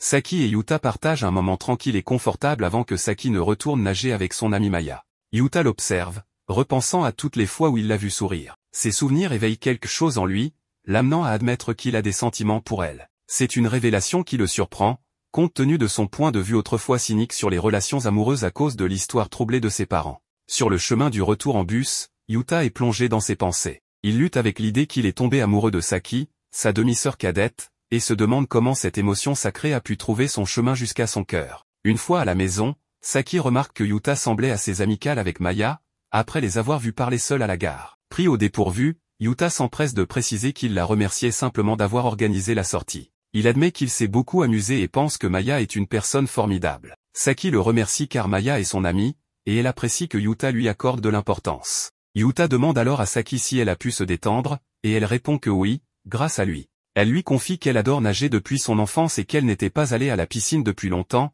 donc elle a vraiment apprécié cette sortie. Elle est heureuse d'avoir suivi ses conseils. Yuta, modeste, dit qu'il n'a rien fait de spécial, mais avant qu'il ne puisse ajouter quelque chose, ils sont interrompus par des feux d'artifice au loin, illuminant le ciel d'un spectacle magnifique. Saki remarque des gens portant des yukatas, réalisant qu'il s'agit probablement d'un festival. Alors qu'il regarde les feux d'artifice, elle dit soudainement à Yuta qu'elle le trouve très attentionné, une qualité qu'elle admire beaucoup.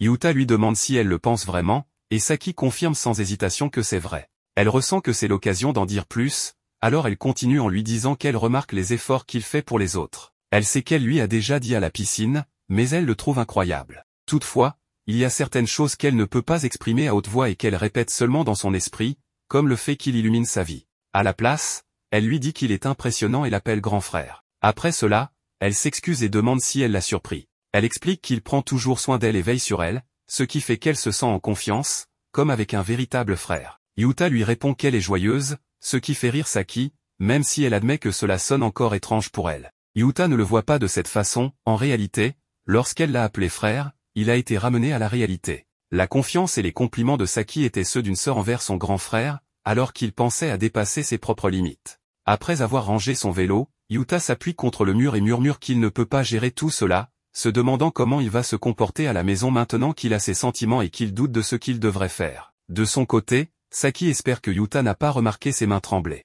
Elle essaie de se rappeler qu'ils sont frères et sœurs et qu'elle doit garder cela en tête. Mais elle se demande si Yuta lui avouait ses sentiments, elle serait capable de les rejeter. C'est cela qui lui fait peur, car si elle décidait de franchir le pas, elle sait qu'elle s'effondrerait. Un nouveau jour commence, le vendredi 28 août. Lorsque Saki se réveille et descend au salon, elle voit sa mère et lui demande pourquoi elle n'est pas déjà partie travailler. Sa mère lui répond qu'elle a pris un jour de congé. Elle remarque que Yuta ne s'est pas encore levé, alors elle décide de le laisser dormir un peu plus longtemps. Techi et Akiko demandent à Saki si elle travaille aujourd'hui, et elle répond qu'elle a congé, tout comme hier, et que c'est pareil pour Yuta. Akiko voit cela comme une bonne occasion de passer du temps en famille. Saki est heureuse pour sa mère et souhaite qu'elle oublie les mauvais moments. C'est pourquoi elle décide de verrouiller ses sentiments. Elle ne veut pas gâcher le bonheur de ses parents ni causer de problème à Yuta. Après cela, elle part se promener et, lorsqu'elle arrive sur un pont, elle jette une clé dans la rivière. Cette clé servait à verrouiller le tiroir où elle gardait son journal, dans lequel elle écrivait toutes ses pensées, sentiments,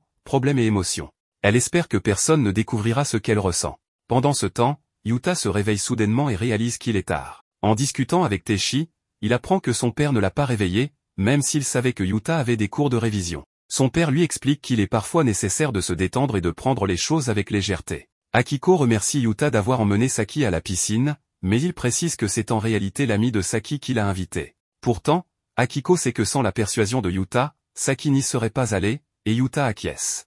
Puis, Akiko lui dit qu'elle est contente que Yuta soit le grand frère de Saki. En changeant de sujet, elle lui rappelle quelque chose dont ils ont parlé auparavant et lui montre une photo de Saki. Quelques secondes plus tard, la photo attire l'attention d'Akiko et de Techi, car elle révèle le nouveau look de Saki. Quand Yuta s'apprête à accueillir Saki, il s'interrompt, choqué par ce qu'il voit, Saki a coupé ses cheveux.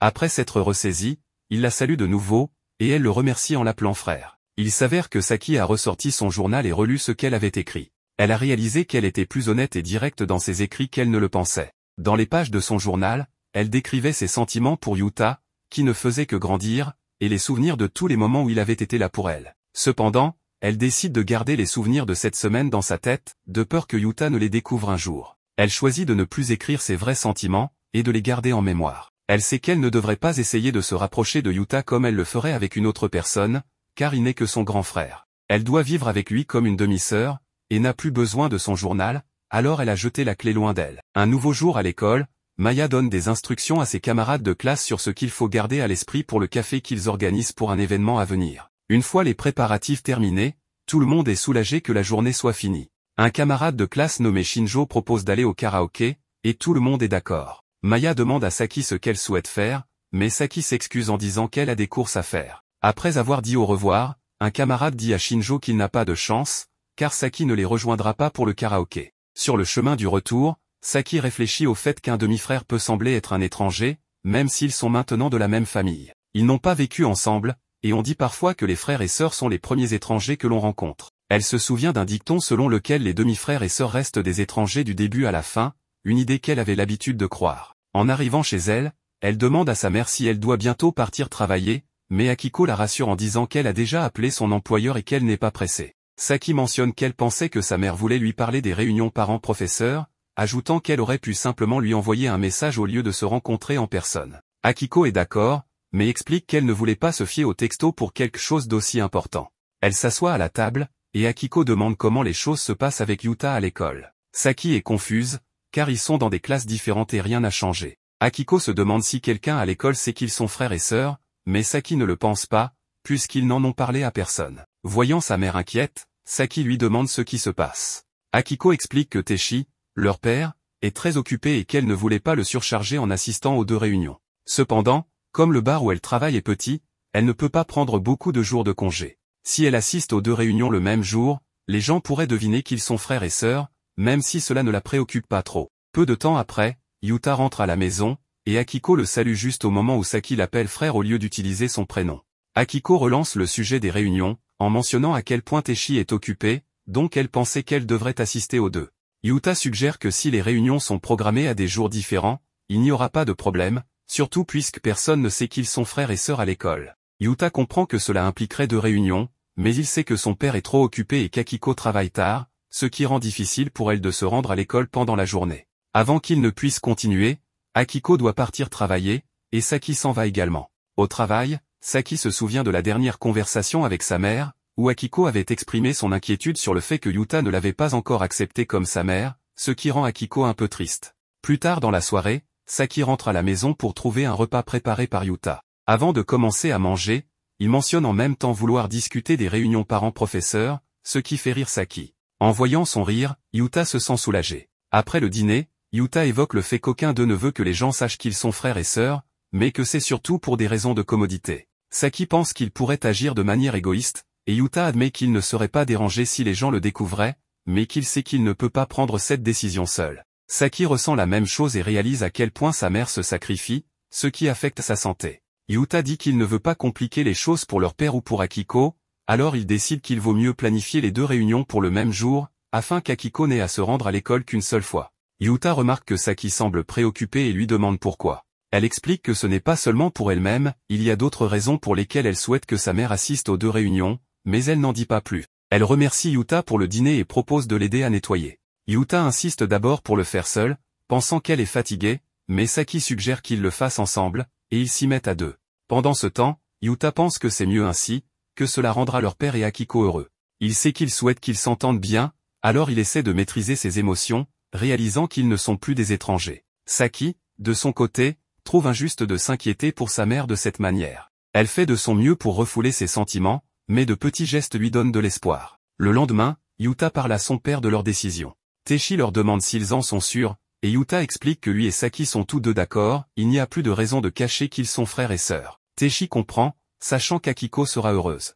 Il dit à Yuta qu'Akiko souhaite qu'ils soient une vraie famille, ce qui ne devrait pas être difficile. Yuta acquiesce silencieusement, ne disant pas grand-chose, car le sujet est compliqué. Peu de temps après, Saki entre dans le salon et salue Teshi en l'appelant papa. Elle s'excuse ensuite de ne pas avoir préparé le petit déjeuner, mais Teshi la rassure et l'invite à s'asseoir avec eux. Saki montre à Yuta quelque chose sur son téléphone, sa mère était vraiment heureuse de la décision qu'ils ont prise, ce que Teshi savait déjà. En chemin vers l'école, Yuta repense à cette conversation, au fait que Saki appelle désormais Teshi papa et qu'il pourrait lui-même commencer à appeler Akiko maman. À l'école, Yuta annonce à son ami Maru qu'il est en réalité le frère de Saki. Maru est surpris, comprenant enfin le sens de leur conversation passée. Il s'excuse d'avoir dit des choses négatives sur Saki, mais Yuta lui dit de ne pas s'en faire, car Maru ne savait pas. Maru admet aussi qu'il pensait que Yuta avait un faible pour Saki, mais Yuta précise que ce n'est pas le cas, et Maru s'excuse encore. Maintenant qu'il connaît la vérité, Maru est content pour eux.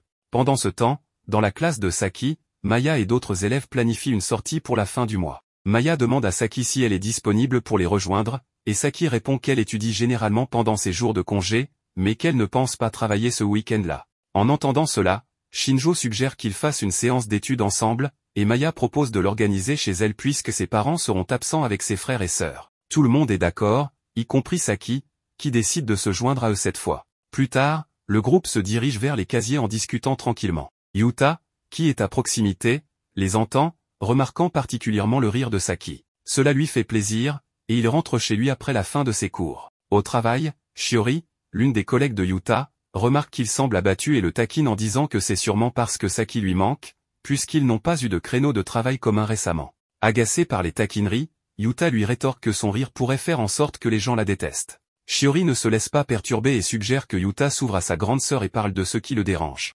Yuta, visiblement irrité, insiste pour dire que cela n'a rien à voir avec Saki, car ils ne sont que des frères et sœurs et rien de plus. Shiori lui rappelle que techniquement, Saki est sa demi-sœur, mais Yuta précise qu'elle est quand même sa sœur, ce que Shiori trouve ennuyeux et logique. Pour lui remonter le moral, elle lui parle d'une journée portes ouvertes prochaine à son université, l'invitant à venir, surtout parce qu'il y sera entouré de filles plus âgées. Yuta lui rappelle qu'elle fréquente une université pour filles uniquement, ce qu'elle confirme sans hésiter. Plus tard, alors qu'il travaille, Yuta remarque une fille qui cherche quelque chose et lui propose son aide. Lorsqu'elle se retourne, elle le reconnaît comme le garçon qui avait fait tomber quelque chose en classe à leur école de soutien scolaire. Yuta la reconnaît aussi, et elle lui demande s'il fréquente toujours la même école de soutien. Yuta répond qu'il n'y va que les week-ends désormais. Il est surpris qu'elle connaisse son nom de famille, mais elle lui fait remarquer que son badge le montre, puisqu'il est au travail. Elle se présente comme Kao Fujinami. Après leur brève introduction, Ka s'excuse de l'avoir interrompu pendant son travail et s'en va en le saluant amicalement. Ce soir-là, Teshi et Saki dînent ensemble, et Teshi apprécie le repas qu'elle a préparé, commentant souvent que Yuta l'aimera sûrement aussi. Après le dîner, Saki se sèche les cheveux, mais en marchant dans le couloir, elle s'arrête, se souvenant des moments heureux qu'elle a passés avec Yuta à la piscine. Ces souvenirs la rendent joyeuse. Plus tard, elle laisse une note sur le repas qu'elle a préparé pour Yuta, afin qu'il la voie en rentrant du travail. De retour dans sa chambre, elle commence à écrire dans son journal, réfléchissant au fait que si elle voulait vraiment prendre de la distance avec Yuta, elle ne cuisinerait pas pour lui ni ne lui laisserait des notes. Cependant, elle s'inquiète que si elle arrêtait de faire ces choses, cela ressemblerait plus à couper les ponts qu'à garder ses distances, et elle ne veut pas cela non plus. Elle trouve qu'il est plus difficile de l'éviter maintenant qu'ils ne sont plus des étrangers et se demande si elle regrettera le choix qu'elle fera. Cette pensée la déprime un peu, car elle ressasse constamment la situation. Pendant ce temps, Yuta rentre chez lui à vélo.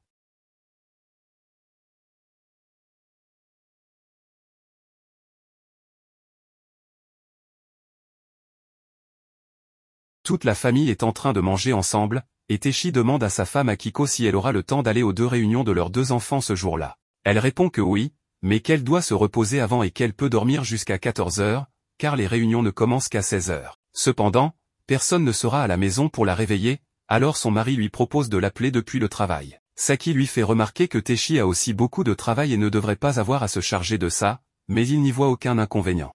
Dans la scène suivante, à l'école, Yuta rencontre Maya, qui lui demande pourquoi il est resté tard. Il répond qu'il traînait simplement avant sa réunion. Maya trouve cela étrange, car Saki était partie plus tôt et avait dit à Yuta qu'elle voulait rentrer pour réveiller sa mère afin qu'elle ne reste pas endormie. Maya continue d'insister pour savoir s'il est amoureux de Saki, et il lui rappelle qu'ils sont frères et sœurs. Elle souligne qu'ils ne le sont que depuis 3 mois et qu'ils ne sont en fait que demi-frères. Malgré cela, Yuta explique qu'il y a une limite morale qu'il ne veut pas franchir pour l'instant. Maya persiste, non pas parce qu'elle est intéressée par lui, mais pour savoir si cela lui poserait problème si elle aidait quelqu'un d'autre à se rapprocher de Saki. Yuta lui dit que ce n'est pas une question à lui poser. Le moment de la réunion de Yuta arrive, et il y va avec Akiko.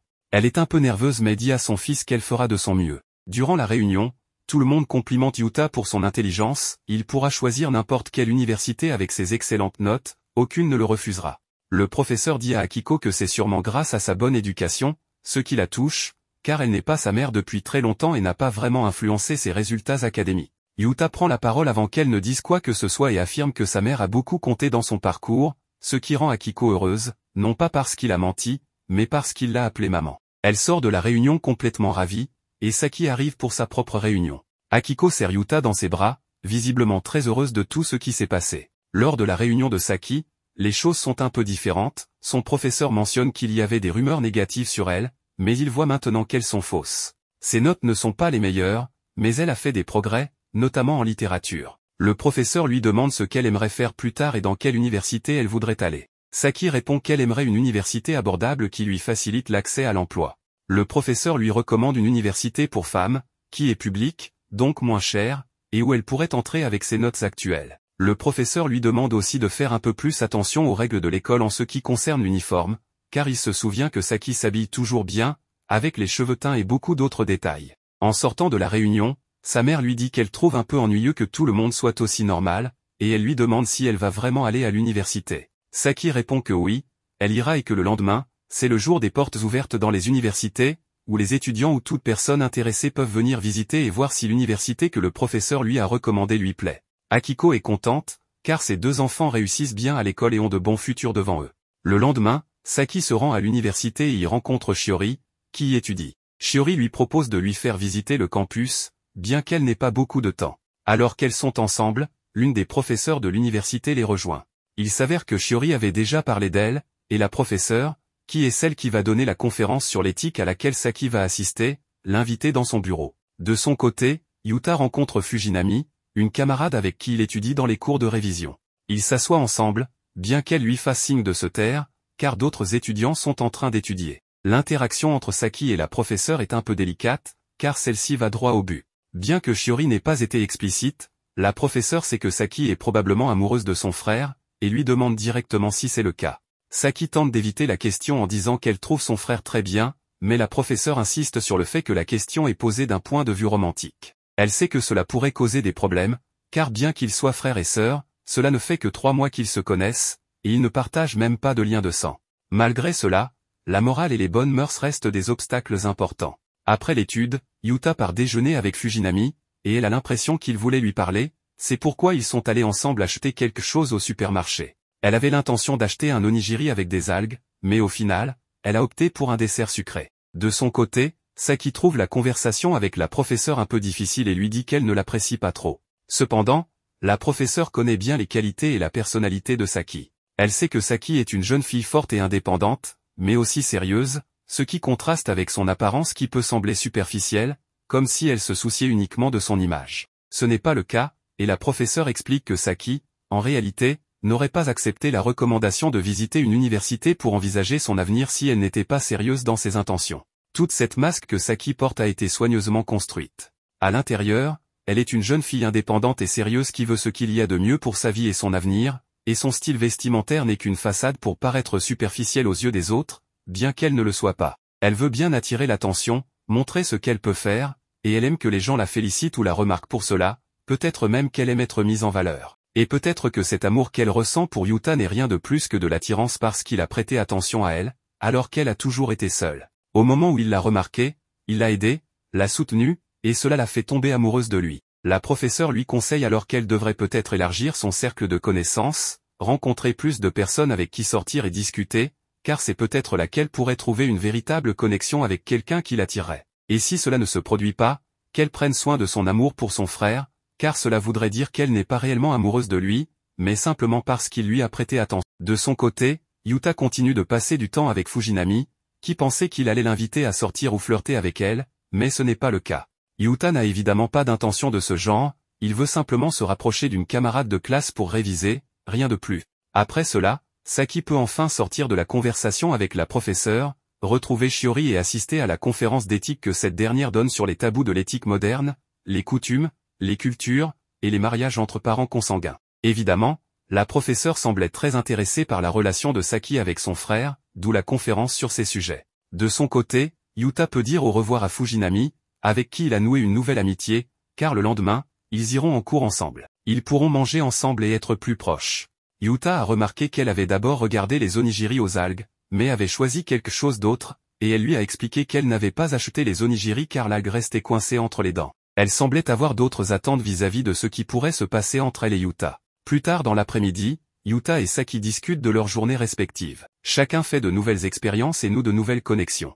Peut-être que cela aidera leur relation fraternelle, car ils se traitent toujours comme des frères et sœurs. Et peut-être que cela les aidera à avancer dans des directions différentes, à mener leur propre vie et à oublier ces sentiments amoureux, qui n'étaient peut-être qu'une phase passagère, circonstancielle. Ici, Saki réfléchit aux matières de l'école et se rend compte que l'important n'est pas seulement de connaître la réponse, mais de savoir comment trouver les réponses. Parfois, ce n'est pas facile, car Internet et les livres ne suffisent pas toujours. Cependant, il est possible de trouver des réponses en demandant de l'aide aux autres. On sait que Saki avait un problème avec ça, car elle avait du mal à demander de l'aide pour ne pas dépendre des autres et vivre une vie plus tranquille. Mais évidemment, étant des êtres sociables, il est difficile de maintenir cette indépendance à tout prix. On aura toujours besoin d'autrui à un moment donné, car les autres peuvent nous apprendre des choses que nous ignorons.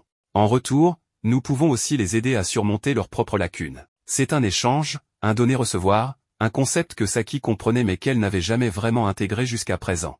Tout cela, elle le pense alors qu'elle étudie et aide ses amis, se disant que tout serait plus facile si elle pouvait être totalement honnête et exprimer ses sentiments. Mais cela irait à l'encontre de sa politique de ne dépendre de personne. Cependant, il y a quelqu'un avec qui elle doit coopérer, et c'est Yuta. Elle doit lui dire la vérité sur ses sentiments, mais elle n'est clairement pas prête. Elle va faire des courses avec son camarade, qui la regarde un peu trop, et c'est là qu'elle apprend qu'il a une petite sœur. Toute cette scène est observée par Yuta, qui est en train de manger dans un restaurant en face avec Fujinami. Cette dernière remarque que Yuta ne va pas bien et comprend qu'il fuit quelque chose. Elle sait cela car elle-même a déjà vécu cette situation au lycée. Fujinami suppose qu'il s'agit d'une histoire d'amour et qu'il est tombé amoureux de quelqu'un avec qui il n'est pas possible d'avoir une relation. Elle le lui dit ouvertement. Yuta lui explique qu'il cherche simplement un endroit sûr et que peut-être sortir avec une autre fille pourrait l'aider à oublier ses sentiments pour quelqu'un d'autre, une relation impossible ou difficile, ou qui pourrait causer beaucoup de tort. Il cherche à remplacer ses sentiments par un autre amour, un peu comme le proverbe un clou chasse l'autre. Fujinami lui demande alors s'il a du temps après l'école, car elle aimerait qu'il sorte avec elle. À ce moment, un autre garçon, un camarade de Saki, lui avoue ses sentiments. Il lui dit qu'il l'aime, mais il est bien conscient qu'il n'a aucune chance. Saki le remercie mais lui explique que ce n'est pas possible. Le garçon lui demande s'il y a déjà quelqu'un dans sa vie, si elle est amoureuse d'un autre, mais Saki le nie. Cependant, elle tient à lui faire comprendre qu'il n'a aucune chance avec elle. Le garçon lui répond qu'il ne reviendra pas sur ce sujet et se retire. La nuit, Fujinami est sorti avec Yuta et ils se promènent dans la ville. Elle lui dit qu'elle a l'impression qu'ils vivent pour se tromper, mais qu'il y a aussi des gens qui ne savent pas vivre autrement. Elle-même était ainsi avant, et cela lui rappelle son ancien moi, ce qui la dérange. Elle dit à Yuta qu'il a probablement jamais eu de femme à qui se confier, et elle a visé juste, touchant directement le cœur de Yuta. Comme on le sait, il n'a pas pu compter sur sa mère, qui semblait être une femme assez distante et qui, finalement, les a laissés. Fujinami lui dit que c'est peut-être pour cela qu'il peut être objectif, et qu'il a cette capacité à observer les choses sans implication personnelle. C'est un don, mais aussi le résultat de ne pas avoir eu de femme dans sa vie. Cela lui rappelle ce qui lui est arrivé, à elle aussi. Elle a vraiment perdu foi en l'humanité, car au lycée, ses parents sont décédés en même temps, et lors de leur enterrement, elle a découvert que les deux familles désapprouvaient leur mariage et pensaient qu'ils l'avaient mérité. À ce moment, elle a ressenti uniquement de la résignation après tout cela. Mais avec le temps, une personne est arrivée et a changé sa manière de penser, une tante qui l'a adoptée. Elle lui a dit que pour aller de l'avant, elle devait se réconcilier avec elle-même, avec ses sentiments, et qu'elle devait s'efforcer de faire la paix avec ce qu'elle ressentait. Fujinami pensait qu'elle avait abandonné, mais sa tante lui a demandé si elle en était vraiment sûre. Cela a permis à Fujinami de changer. Tout avait été très douloureux, mais elle a réussi à avancer. Elle demande alors à Yuta s'il pense pouvoir sceller ses sentiments et les faire disparaître. Elle lui dit que ce n'est pas aussi facile, car on ne peut pas simplement les effacer. Yuta pense qu'il pourrait continuer à vivre ainsi, mais Fujinami lui dit qu'il peut tromper son cœur, mais s'il ne règle pas cela, cela le rattrapera. Yuta lui dit qu'il ne peut pas être aussi égoïste en exprimant ses sentiments, car cela pourrait faire beaucoup de mal. Mais Fujinami lui répond que c'est une pensée égoïste, et que les sentiments eux-mêmes sont souvent égoïstes. Le lendemain matin, Yuta et Saki prennent le petit déjeuner ensemble. Yuta lui dit qu'il l'a vu la veille sortir avec un garçon et aller faire des courses.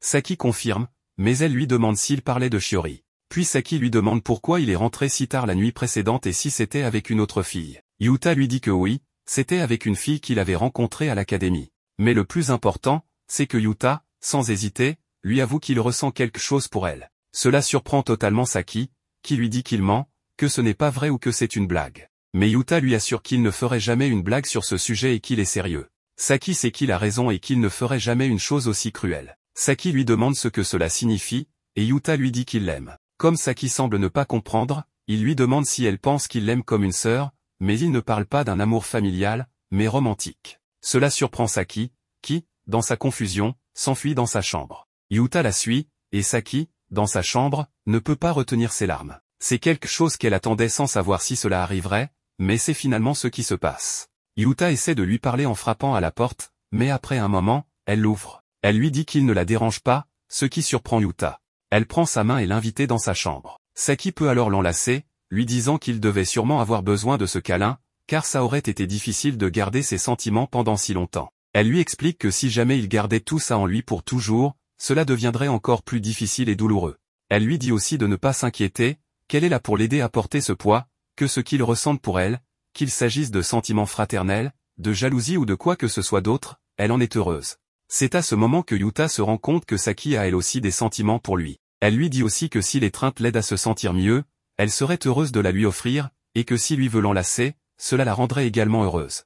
Yuta, bien qu'il ne veuille pas leur causer de problème ni les rendre tristes, comprend qu'ils ont des sentiments de jalousie, surtout de la part de Saki, quand il est avec d'autres filles, et réciproquement, quand Saki est avec d'autres garçons, en particulier lorsqu'il était contrarié par le fait qu'elle ait voulu étudier ailleurs. Tous deux auront une relation proche mais privée, et continueront à se considérer comme des frères et sœurs, même si cela est difficile à accepter pour Saki. Cependant, elle veut protéger ce lien, comme la professeure de l'université leur avait conseillé. Yuta, de son côté, comprend que, ensemble, ils peuvent porter ce fardeau, ses sentiments, et il lui dit qu'elle peut compter sur lui, tout comme lui compte sur elle. Ils vont protéger ce qu'ils ont et, peu à peu, clarifier ce que ces sentiments signifient, et déterminer si cela va au-delà de l'amour fraternel.